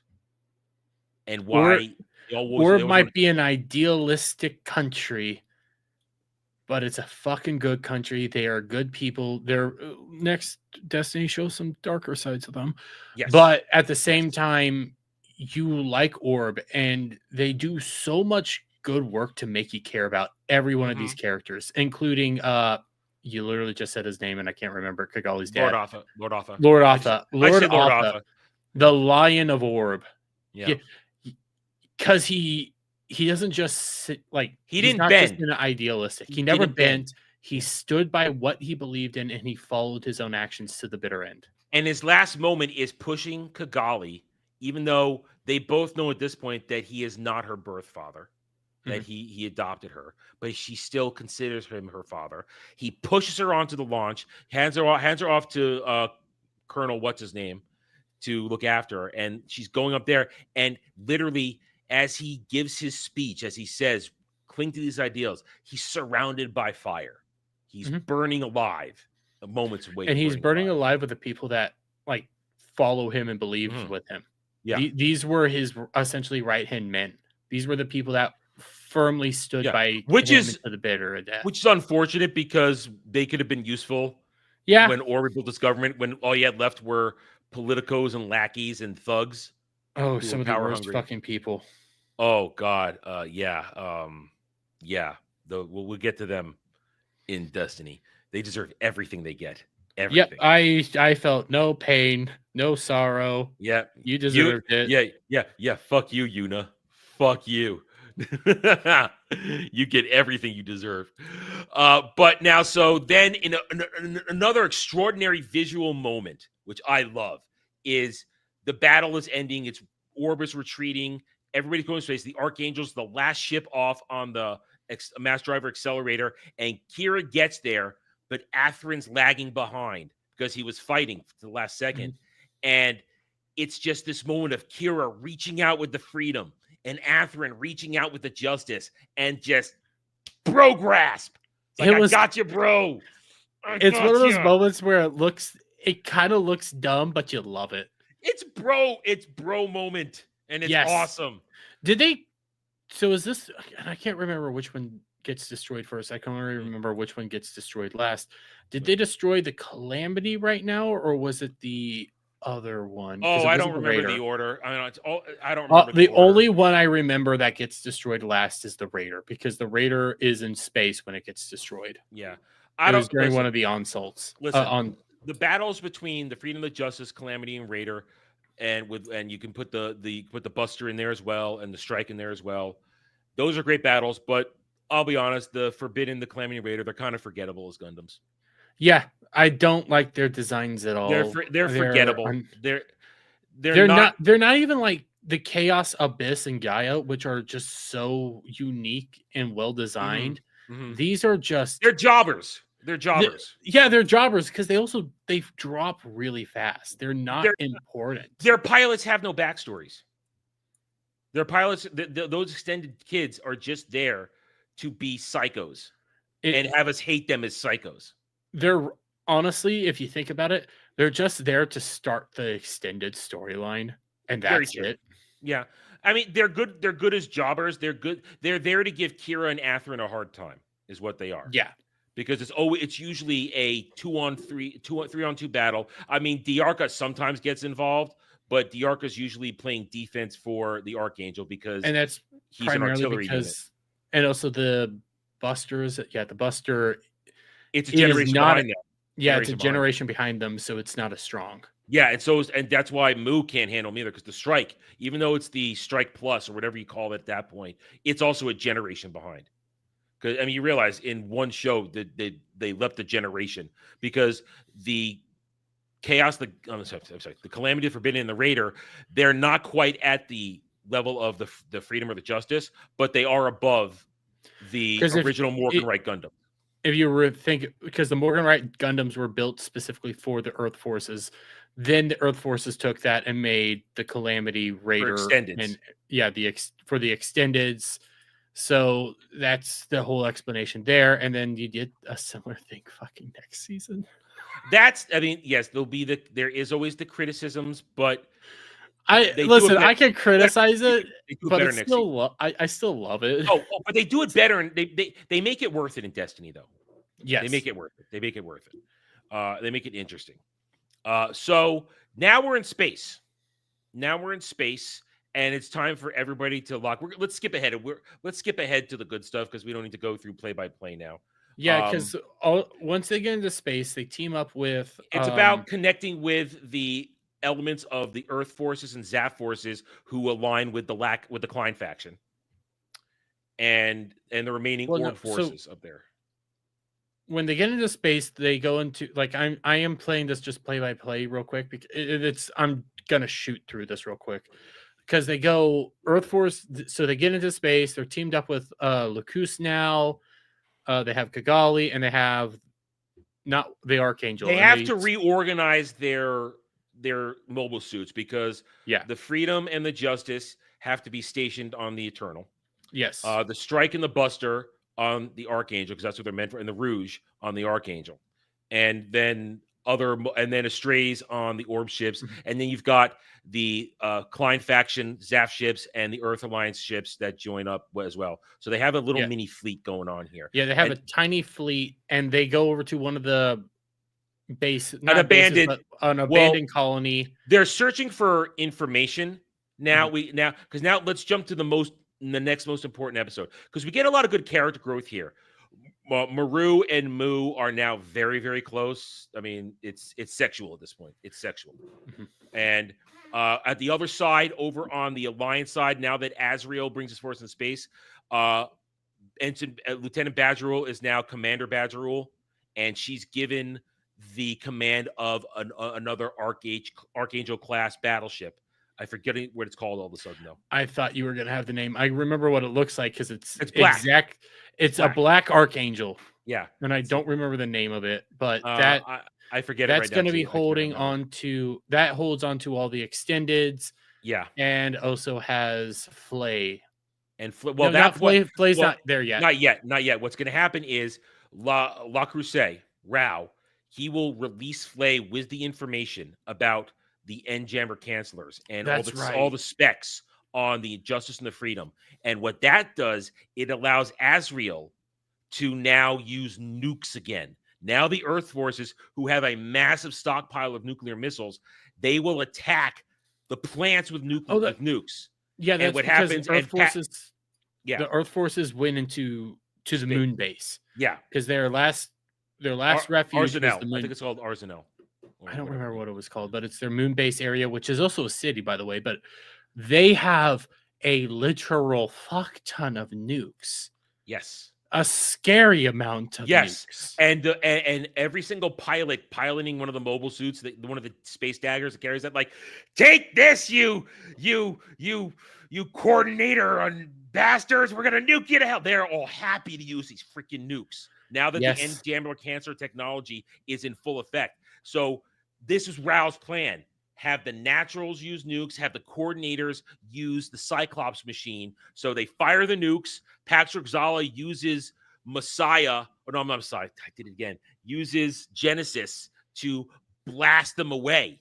So now everybody's using literal world-ending weapons, because what happens is during all of this,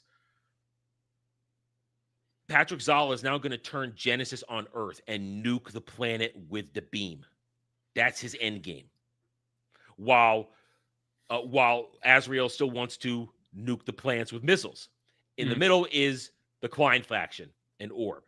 But they're trying to get information. And during all this, they go to an abandoned colony that had been a research colony where Kira and Kigali's biological parents had been working on going beyond coordinator and new type and natural. The next step, the artificial womb. And we'll say this. Professor Yamato was a psychotic son of a bitch. He was not a good man. He beat his wife. He abused everybody around him for his dream of his ultimate dream of the perfect coordinator. And in the end, he experimented on his wife and made Kira in a natural womb, her womb, to be that. Because there's a great scene in the flashback of her pregnant with the twins, collapsing onto the ground and just crying over it all. Now she'll escape, of course, and she goes to Orb, where then she also remarries. Yeah, no, that's not his mom. No, Kira's parents in Orb are foster parents. His mom's dead. No, his real mom's dead. She's dead. Oh. Both the Yamatos are dead. But then that's that. But then we get all this because what happens is we go there and the La Crusade team Rao figures out where the Archangel and the Klein is going. And they get in there, and Rao, along with Izak, infiltrates time. You have a great fight between Izak and Diarca, where Diarca's trying to talk sense into Izak, and you have Mu and Rao going at it so much to where Mu suffers a wound, some bad damage, has him gimped, and then Kira comes along for cleanup, and Mu and Kira follow Rao into the lab where Rao reveals everything. He reveals everything. He reveals the truth about Kira, and then also he reveals that he is a clone of Mu's dad. Yes, because Mu's dad was the one funding Professor Yamato's research. Because Mu's dad wanted immortality, and he figured, and Mu hated his own son, and he figured, screw this, I'm not. And the thing we learned that he made a clone of himself because he didn't want to hand over the Laflaga fortune to his weak son from a weak wife. He made a clone of himself to give it to himself, but Rao turned on his own progenitor and burned everybody to death in the mansion because Rao didn't realize that he was a clone, and he was a failed clone because he was going to degenerate over a period of time. Shortened telomeres. He has rapid aging. So that is where his whole belief structure of just fuck everything is born. I was born with somebody else's destiny, somebody else's life and soul. I never had one of my own. So now I don't believe anybody should have anything. The world is empty of life and joy. I'm going to give everybody the tools to destroy each other. And that's what he does. And he's just insane.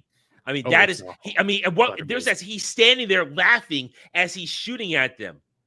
And Mu is wounded, and Kira's in shock because he just had his whole life story, his whole origin story dumped on him in a 3-minute monologue. And he's in shock. He's in complete shock that you are humanity's dream, the perfect coordinator. And I hate you because you're somebody's dream. I love it. This is why I love Rao LaCrusade. He is an unforgiving madman. And I love it. There's everything I hate about him. And he's a great antagonist because he is, once he gets in the seat of the Providence, he can take on Kira in the Freedom. Mm-hmm. He's that good. Well, compare literally not just even using Char as an example here. You can also use what's his name from Wing? Emiliardo Peacecraft, aka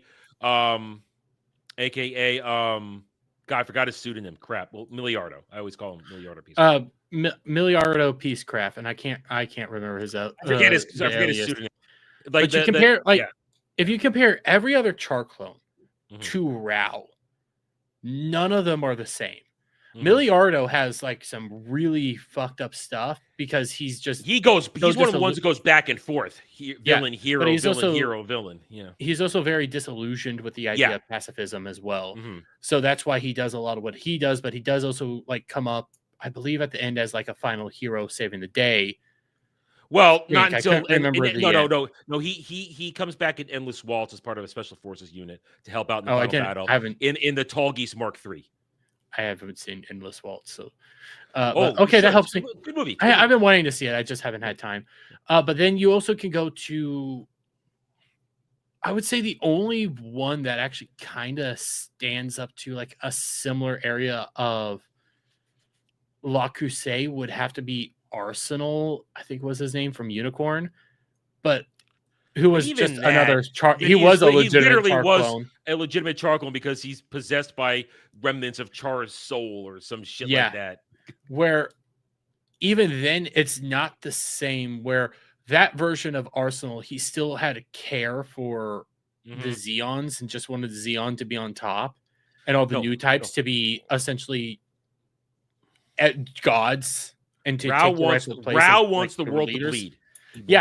And I'm still going through all the other Char clones. Any other ones that are like this? No. 00 just wants to have a good fucking battle and be this badass fighter. When you go into G Gundam, he just wants Japan to be on top and to be world domination. Yeah, Laflaga is the Laflaga. Well, Rao is Rao. There is only one Rao. And even when we get even you said, well, he technically is La Flaga, but he is. I got it. La Crusade. Right. La Yeah. Crusade. Well, It's I like mean, La but Flaga, La even Crusade even in Destiny, even Baby Rao in Destiny, is not the same. no. Baby Rao's a whole different thing. We'll get to that later. We'll get that. We'll spoil that. La Crusade Rao is is Rao. just he's unique. He's unique. Yes, which is beautiful. Yeah, that's why, as a villain, an uncompromised villain, he is just fantastic. And in the story about ideals, he stays true to his ideal to the very end. Mm-hmm. He wants to challenge the dreams of others. He wants to shatter the dreams of others because he was never given a chance for a dream because he was just a clone, a broken clone, a ruined clone. And it's fantastic. And after that whole thing, Kira has a little downtime, and it's around. And there were other emotional moments, like when everybody gets reunited with Kira and Lacus, stuff like that. Lacus cries for the first time after her father's death. And that's when Kigali and Athrun realize that those two will be together. Unfortunately, while Kigali and Athrun will make out a couple times, I'm going to have to wait 25 years from watching this before I get Kira and Lacus a chance to get their kiss. But it's a long ass time. It's the final one. It's dude, it's been I normally change my wallpaper. They didn't just kiss. Oh, well, yeah, they were about to go have sex in the ocean. Point is, I usually change my wallpaper every month to a different anime, something. Mm-hmm. Since I watched Freedom 3 months ago and I decided to do Summer Gundam, my screen cap of that moment has been my wallpaper. I need to get a new wallpaper. I've had the same wallpaper since I started this. Yeah, I like the rotation usually, especially summertime. I go through like bikini anime summer stuff like that, my favorites. But no, I've kept this kiss until we're done with Summer of Gundam. It's staying in my background because I waited over 20 years for this, so I'm going to keep it up here a little bit longer. I don't blame you. Yeah.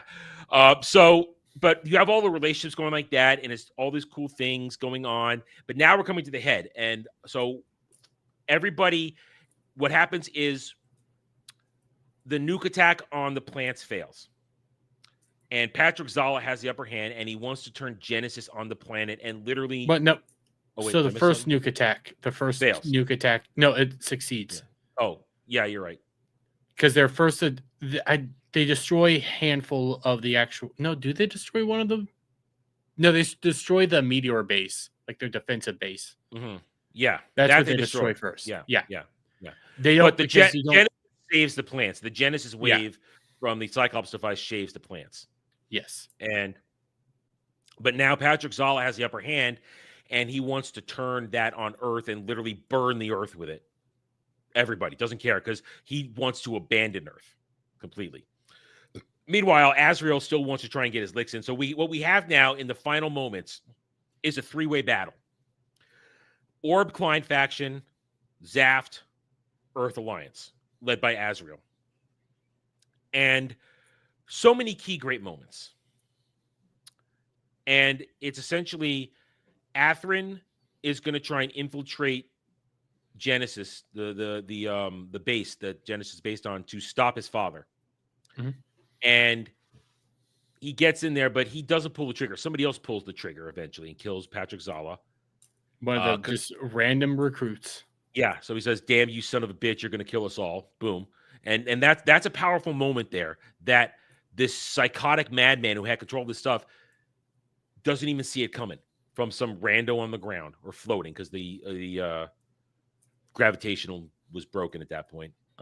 It was broken. And I think he also just got shot. The guy that kills him in the end. Yeah. Then, of course, Athrun and Kigali Athrun's going to escape. He'd already beaten the Raider or some shit like that. He'd already beaten the Raider. Mm-hmm. Back out in the open field, in the space battle, you have all the confrontations going on. You've got the Archangel versus the other legged ship, the other Archangel class ship, whose name I still can't remember, and nobody in the chat has helped us. So I always forget. Look it up. Black Archangel, Gundam Seed Black Archangel ship, something like that. I always forget what it's called until I watch it again. That's one of those things that always slips in my mind. Command. So what you have in there, you have Ramius versus Badge Rule.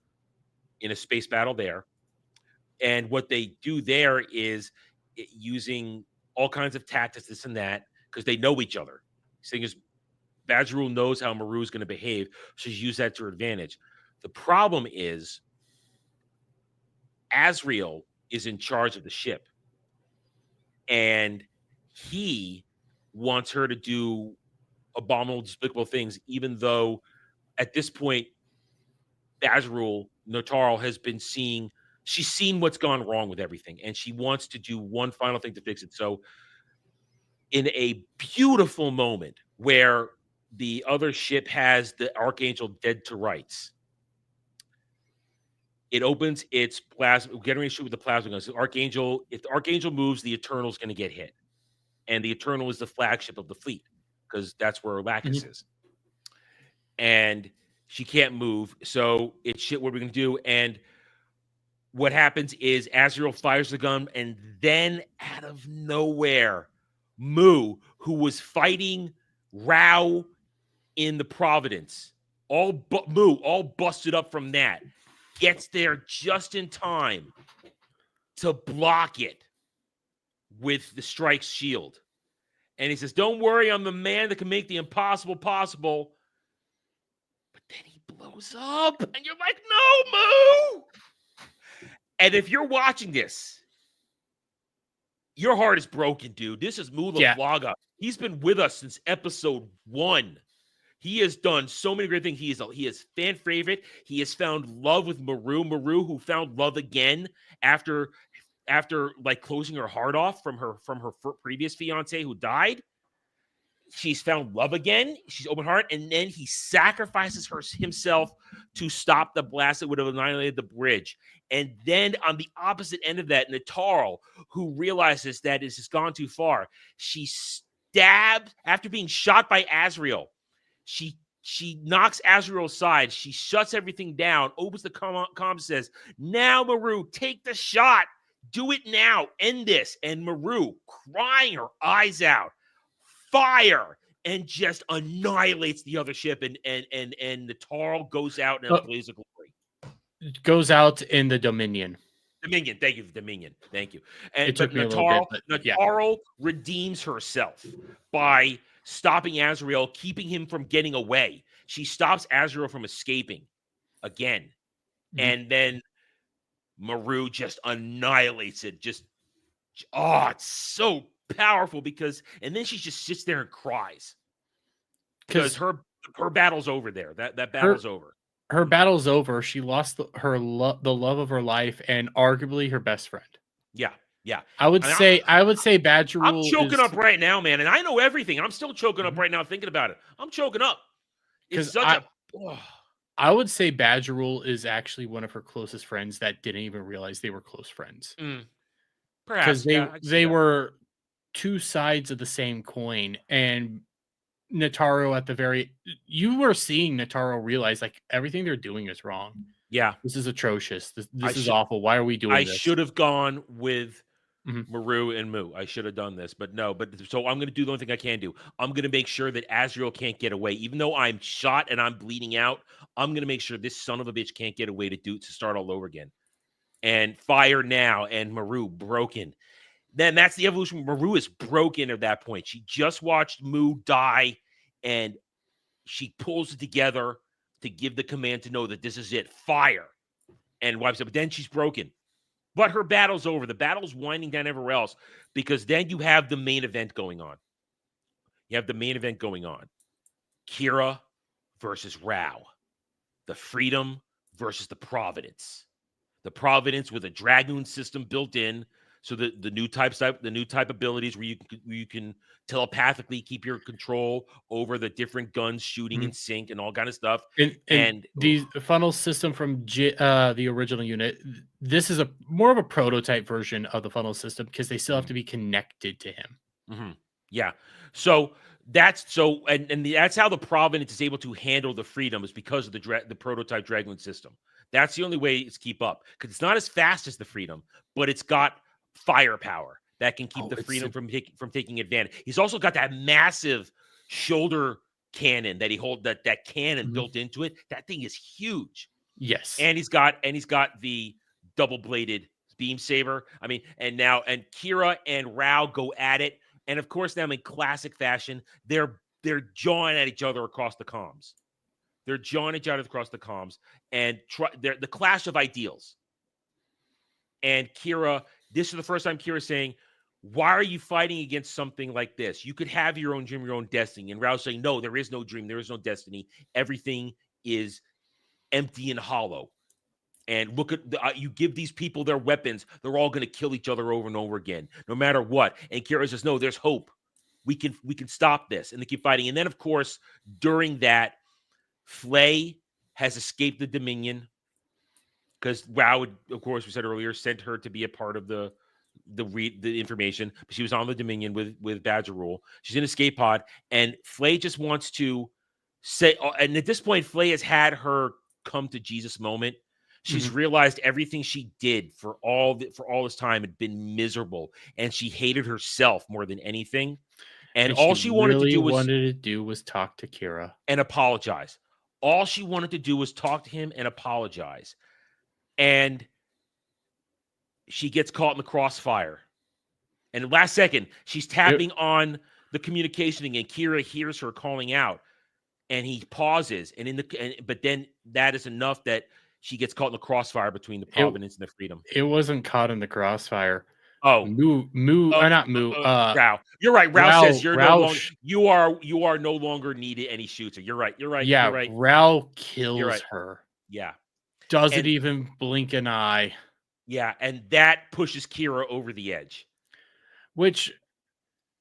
So I can see why they did what they did and why also Kira still cared about Flay, not just because, Well, there's a physical emotional connection to that type of thing. But also prior to that,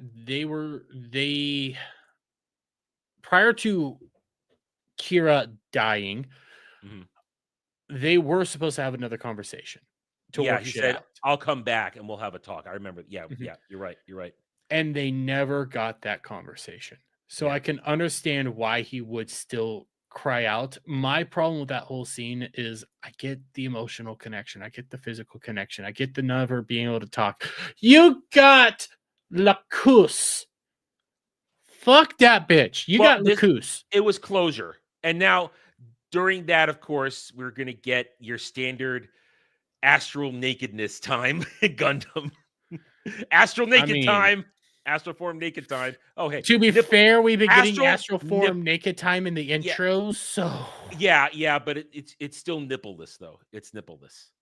We're not going to get nipples till Destiny. We get nipples in Destiny. You get a lot of nipples. Oh, yes we do. Anyway, hey, allow me my enjoyment, people. All right, I have so little in life. Anyway, you have me. You don't count. Oh. You make me miserable more often than not. Yeah. You do it on purpose. No, why would I ever do anything on purpose? You do it on purpose. I don't believe you. You make me upset on purpose. You know you do. Anyway, so Kira and Flay have a spiritual moment together where they're able to put their past to rest. And then Kira, last-ditch blast fight, and the Freedom gets totaled. Yes, the Providence. The Freedom is essentially destroyed. Actually, yeah, it is completely destroyed. Most of the frame. I mean, it loses 2 arms, a leg. Kira's left with fighting with 1 arm and a double beam saber. He does the attachment to do a double bladed beam saber so that he can keep fighting. But he gets the win. He beats Rao in a clean fight, and Rao's just like, yes, I'm finally dead. He wanted death. Yeah, he wanted death. Yeah. He wanted to destroy everything, and then himself included. Like, he did not care. But I never really thought, you said it earlier, I never really thought, for a man with no ideals, he died defending his ideals. He defended his nihilism.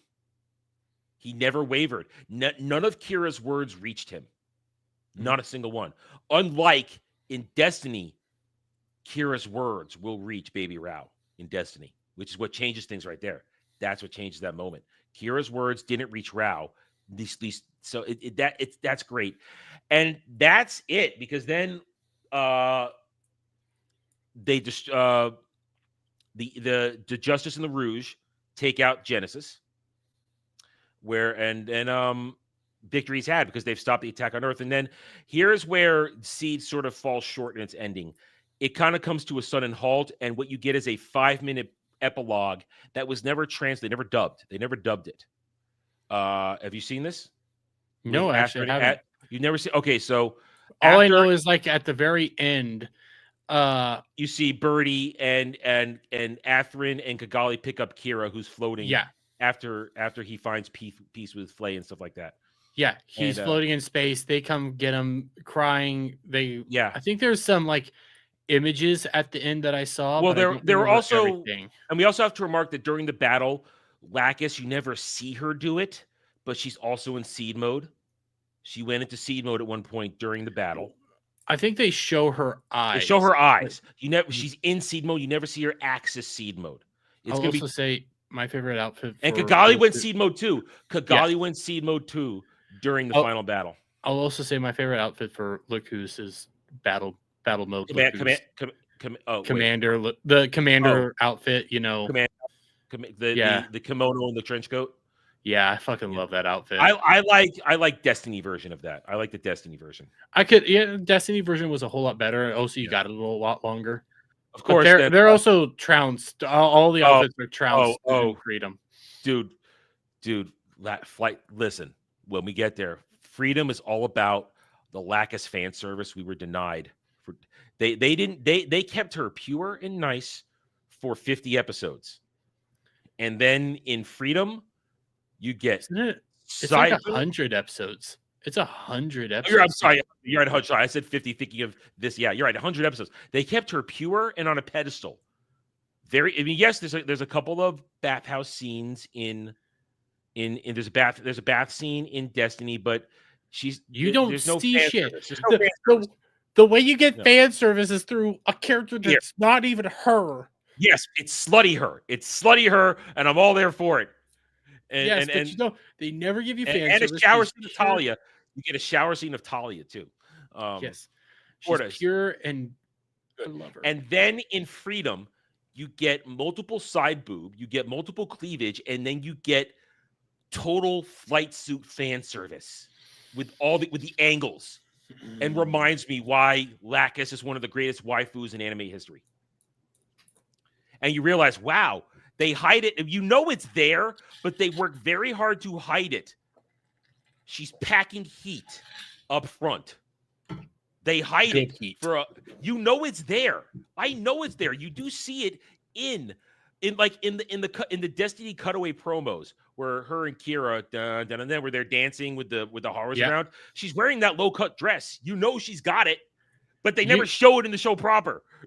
To be fair, like the closest you get is the character who's not actually her and pretending to be her. Yes. And I believe like she's her down to a T. So all I'm saying is that in Freedom, and we will celebrate it in September when we get there, that is all about the Lacus fan service. It's there, and I am there for it. It's glorious. But that's another discussion. There's more to discuss about when we get to Freedom about just the movie. I have a lot to say about the movie. Mainly the design choices. I'm not a fan. Not so much that. I'll say it now as a tease. They had a whole season 3 planned. Mm-hmm. There's a lot left to the side that we don't get answers to. There's a lot of characters you never even fucking heard of. There's a lot of movements. There's a lot of sudden introductions of characters that you didn't know were important until then. Relationships you didn't know existed. Discussion for September. We'll get there in September. Mm-hmm. But now, we're here. We're then. Seed over. So what you get is the epilogue, though. It's a 5-minute scene of Kira and Athrun back on Earth at the priest's home on the beach. And they're talking about the future, essentially. What are we going to do next? What are we going to do now? It's just a little blurb. It's not much. It's just a little bit. You hear the kids playing in the background, the orphans, stuff like that. And it's just them being hopeful about what's going to happen next. And that's it. I don't think I got that. No, it's an extra, is what it is. It's an extra. It's never been dubbed. It's never been dubbed. It's only still got Japanese audio and subtitles. They've never dubbed it. That would have been nice. Yeah, Just it's a nice little closure because otherwise it's just kind of a hard stop. Yeah, and that's imagine, why once I finished Seed, I went directly into Destiny. Imagine 2000, imagine 2003, 2004. It ends, and you're going, "That's it, that's it." And then a year later, Destiny. Oh, okay. I'm ready. They at least give you good closure in Destiny. Oh, Destiny gives you, even if we had never gotten Freedom, there was enough closure for me with Destiny, especially the remaster, because the ending you get in Destiny was not the original, and we'll talk about that in August. And this is the preview, not Destiny. The original 49-50 episode run ended in roughly the same way. That final episode did not end. What you get is not what you get now. What happened was about, I want to say 4 or 5 years later, when they were releasing Destiny on DVD for the first time, and I bought it, they released then Gundam Seed Destiny Final Cut, which was a 45-minute redoing of the finale of Destiny. Basically, episodes 49 and 50. No, now you have to watch Final Cut, which is what you get in the remastered version with a little bit extra added in there. You only got this if you had bought the separate DVD sections, not the complete DVD box set that I bought, but the separate DVD releases. The whole finale cut sequences of everybody in the ending credits before the final moments back in Orb, like with reuniting, like with Kira and Lacus on at the plants, that was not included in the original. That wasn't there in that ending sequence. All you saw was Lacus and Kigali walking through their respective government meetings at the end there. And also, they changed the audios. This is a preview now. When we talk about it in August, the fourth opening you get now, which is that wasn't the original fourth opening. The original fourth opening was really stupid and lame. I hated it. I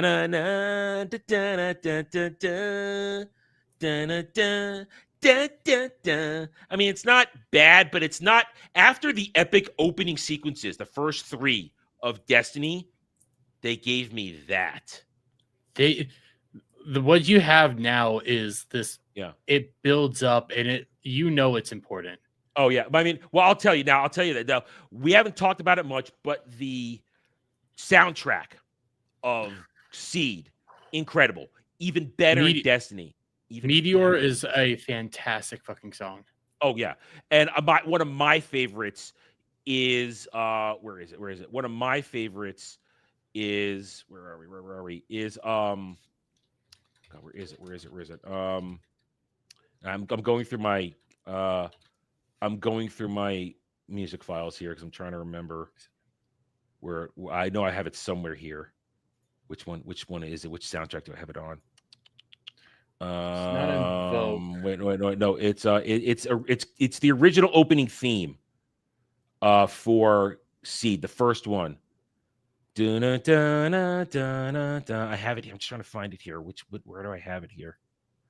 Oh, here it is. Yeah. We were so close. There it is. We were so close together. Anani Isho Dodonanai. That one is so by Seesaw. That opening is so epic. That's basically Kira's theme. It's Kira's theme for all of Seed and Seed Destiny, because they remixed that. They use remixes of that in there. And then you have other epic moments. Like my favorite overall, one of my favorite battle scenes is the track Justice and Freedom. That track, it sings to me so much.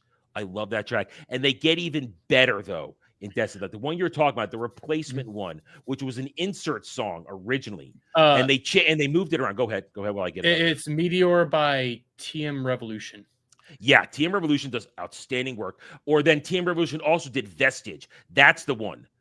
That's the opening. Dun dun dun dun dun dun dun dun dun dun. That was an insert song in Destiny before they made it the opening theme for Part 4 in the remaster. And it was used originally when Kira arrives a couple places here and there, but they changed it in the remaster They took it out and replaced it with something else. And in some cases, like the Japanese version is better because they keep the vocals. But on my original Destiny DVDs, they took out the vocals, and it's and without the audio, it's not as epic. You need those vocals in it to make it badass. You just need the vocals. So the soundtrack for this entire series is some of the best you're gonna hear, especially orchestrations of some of the stuff. It's incredible. They're like beforehand, I never really talk about Gundam's music. The only one I ever talk about is G Gundam, because I thought G Gundam had the best music, because it's really I'd like some tracks from Wing. I'd like some tracks from Wing. They were good. like Burning Finger, and there's another one that I can't remember the name of from G Gundam. Seed's music I will just turn on. It's so fucking good. I have like there's like multiple CDs and I have them. I mean, they are outstanding. Or the orchestration, the everything is just beautiful. Or the full orchestration. Orb's theme to full orchestra is beautiful.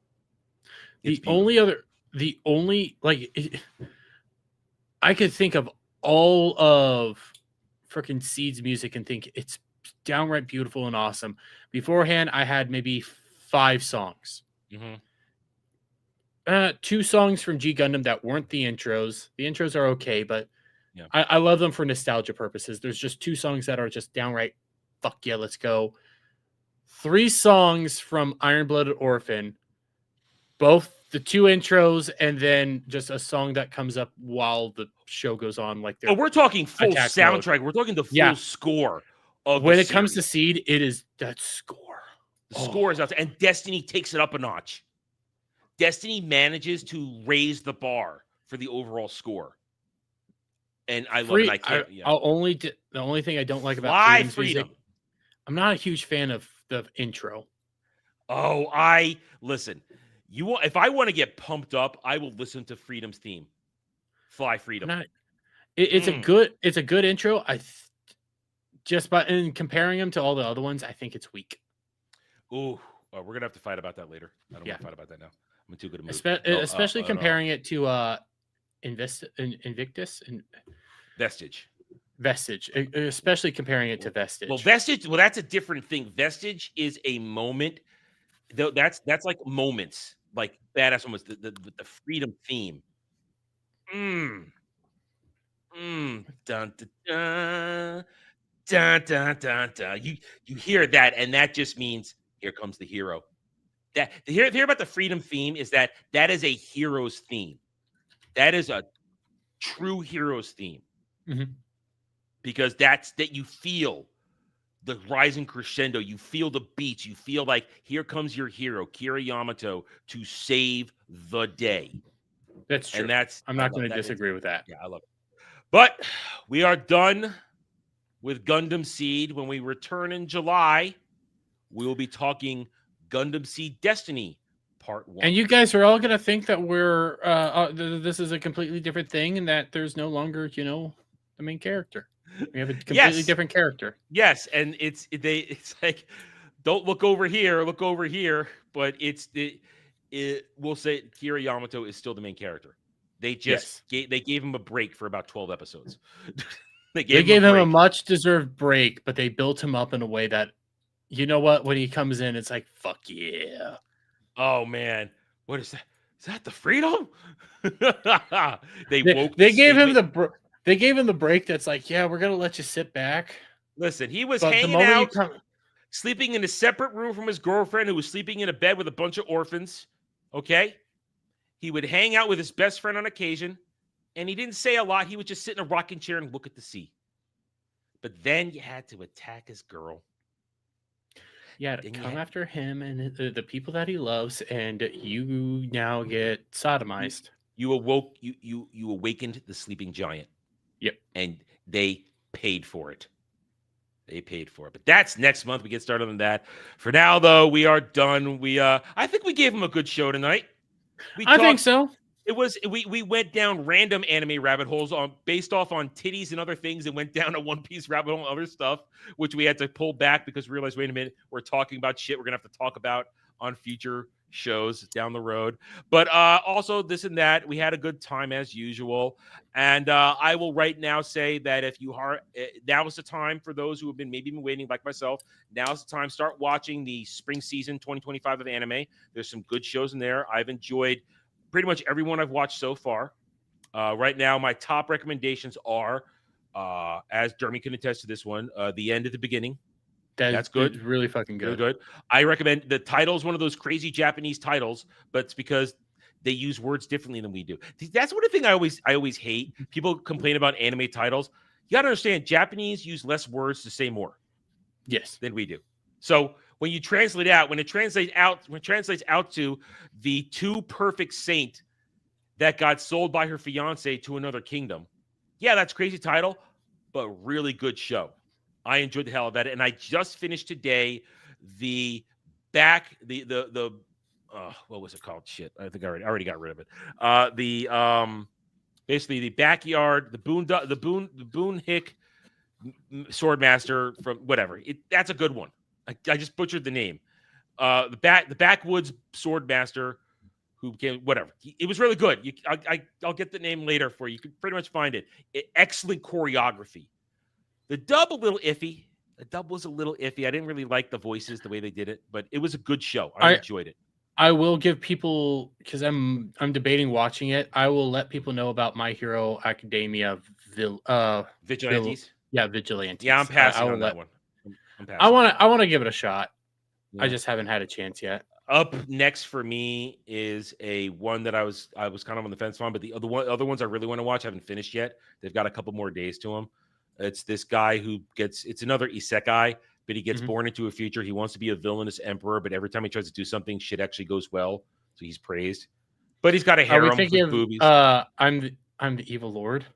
I think that's out. It's a space one. Yeah, It looks like this. I was gonna possibly watch that after I get done with. That's my next one, because the only one I have on tap right now is an ecchi one, the underwear one with the chick and the tits, and I'm not ready for that. I'm not in the mood to go boobs at the moment. I still want a story. I don't play. I don't want to dive into something that's just gonna be tits and ass.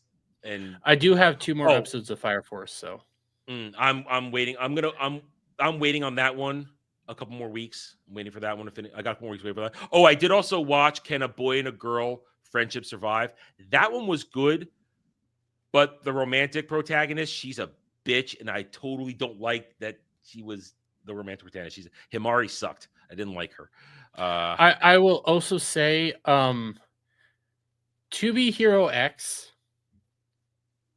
I want people to watch it and then give me their thoughts on the story structure. Mm-hmm.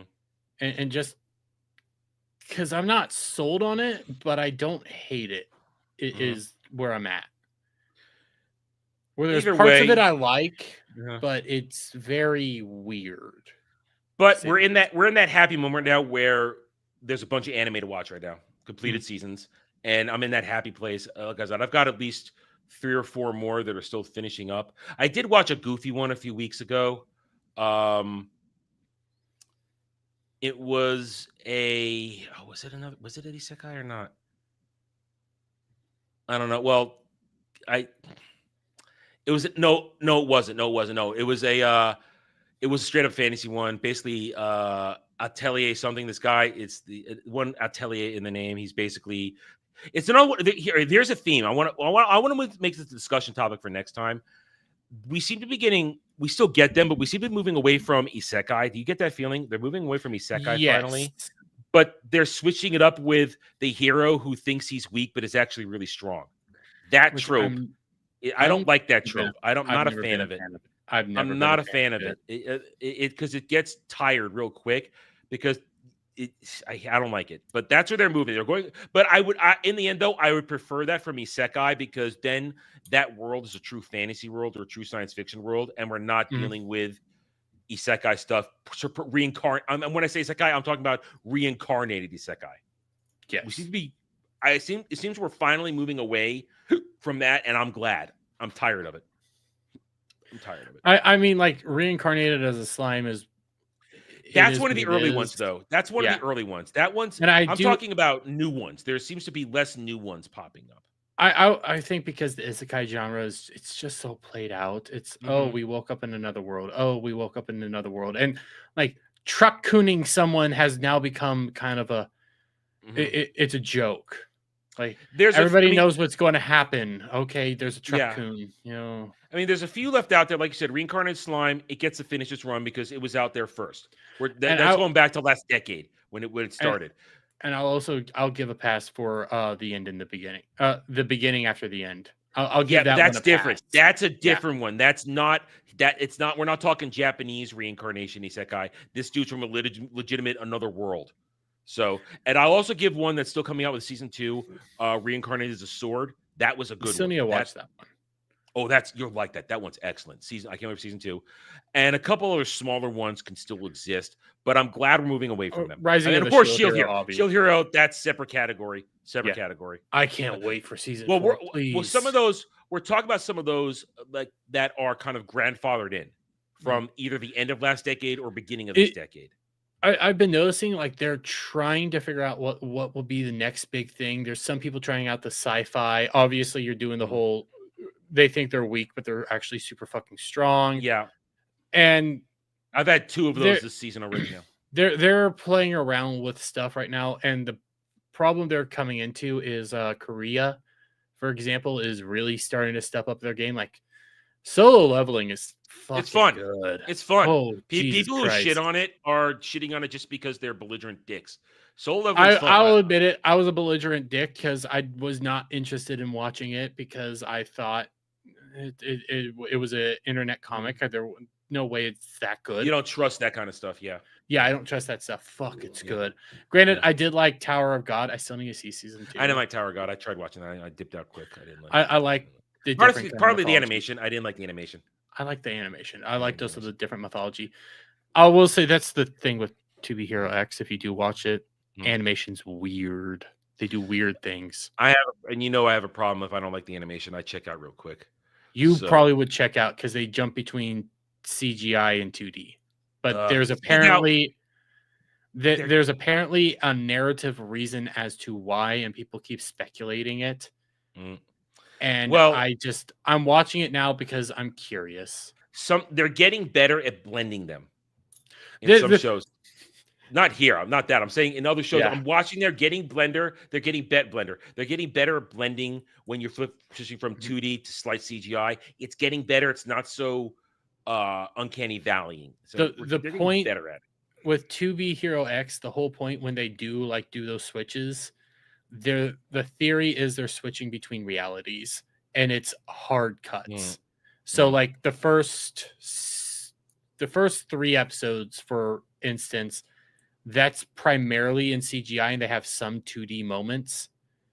Then they do the same thing with the next 3 episodes, and then the 3 episodes after that, it's all 2D. And I think the 3 episodes that just finished up are another 2D. And I say 3 episodes because they do it in it. The weirdest thing is I didn't know this going in. I guess people that have been following this show that I've never even heard of know all this stuff about it that I never even knew existed.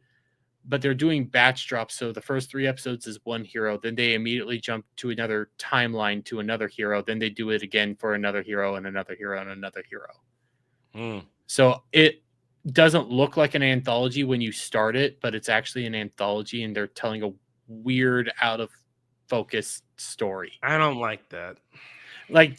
That's why I want other people to watch it, just because I'm at this point where it's like I want to know where this ends. Like I see some interesting things, but it's so out of focus and out of whack, and you keep changing stuff up that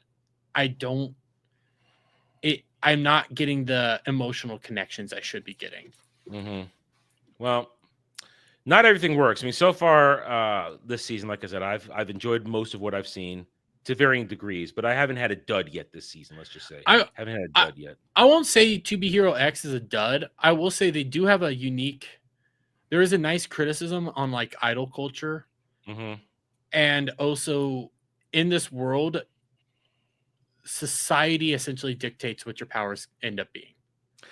And One of those. That's a trope that we're getting a lot of lately, whether it's fantasy or science fiction. It's basically the world is going to set you up with your skill set and you never change. And usually our hero or protagonist is breaking out of that mold in some way, shape, or form. I will say that's the first 3 episodes, but you get a story of a man who's called his hero name was like Don't Bend or something like that. I had a Stand Tall or something like that. The problem is his powers always are in effect. So he has to sleep standing up. He can never sit. He's constantly standing. Firm Man is his name. He's constantly standing. And he hated it. And it was actually causing him pain. But because people believe that because you are that symbol for them, you are forced into that position and you can never get out of it. So there's some cool stuff, but it's just how they're telling it. Yeah, I don't think if I do get around to it, it doesn't sound like something I'll enjoy. You probably won't. Because I mean, this is against a theme I want to bring up later in another discussion. Anime is so unique and works so well that within 1 to 2 episodes, you can get invested in so many characters so easily. And if you're going to abandon characters after 2 or 3 episodes, you're going to lose me. Oh yeah, that's the worst part because I'll spoil it because you probably won't get into it. Yeah. The first 3 episodes follow one kid who's taking up a mantle of another hero because that hero committed suicide. We don't know why, but apparently they're going to tell us why and later on. So he's taking up his position, lying to the public, and at the very end, he falls in love with essentially the fake girlfriend of the hero. But everybody thought they were real boyfriend and girlfriend. Idol culture, superstars, all that. You can kind of get where I'm going. But he actually falls in love with her. She falls in love with him. She teleports away. He finally gets back to her, and then she dies right in front of us. We watch somebody kill her on that 3rd episode, and then they don't continue anything, and they go to another hero, and I still don't know what the fuck happened there. Yeah. So yeah. Yeah. That massive cliffhanger, it's like, why? Why are we doing this? Yep. Anyway. All right. You want to say anything else before we go? If you guys want, you can check out my review for Ironheart, or if you guys want to watch me slowly die inside, you can watch my watch throughs over on I just had it, Locals. So, and I have those up for free, so you can just follow my Locals and you can watch me die slowly inside. I still have to put out the 3rd episode, so I have to edit that together real quick. It's cut. But the way Locals works, that's going to take me an hour. It's going to take me an hour just to upload that. Jeez. Well, so I might wait. So that one might actually come out for Saturday, not Friday. Well, I guess it means we're done. Let's see. July. Looks like we'll be back unless something changes it on July 31st. That's right. We'll be back on July 31st for another episode of Anime Odyssey. As we said before, it will be Gundam Seed Destiny Part 1. I enjoy Destiny more than Seed. I'll say that now. There's parts of Seed that I like. My biggest thing is so like the version of Seed I saw, the audio is all jacked up. First 10 episodes and then the last like 5 episodes, it's all jacked for some reason. And I've looked it up. It's apparently a common thing on certain versions. I have only 1 episode that's jacked in what I have. I don't know what Flay's dad sounds like. Oh, I do. Like when I say the audio is jacked, I mean the first 10 episodes, there are very specific moments where people are talking. You don't hear their voice. I didn't know what Capaldi's dad sounded like until after. Later. I have 1 episode that has a little bit of mechanical difficulty problems, like the audio and the visuals go up, and I have 1 episode where everything's slightly out of sync. I will say the last like 5 episodes. No, not the last 5 episodes, because the last 2 episodes are good. So like 3 episodes out of the final 5, the audio's all jacked up, and you can hear like it's a technical issue, so there's something weird that went on there. So that's my only criticism is like the versions I had to see. But Destiny, I'll agree, Destiny is better. It could, because we don't have to spend so much time building up all the characters. They The new build characters get introduced well, but the characters come back. We don't have to waste time. Boom. Plus, I feel like the stakes are higher. Yes. They and of course the Destroyer. Destroy, and of course the Strike Freedom. Still my favorite Gundam. It gets, and I say this no pun intended, the Strike Freedom gets its justice. It gets its place. It is not forgotten. It is not forgotten. I love it. Anyway, all right, guys, we are going to end it here. Thank you, everybody, for watching us both across the channels.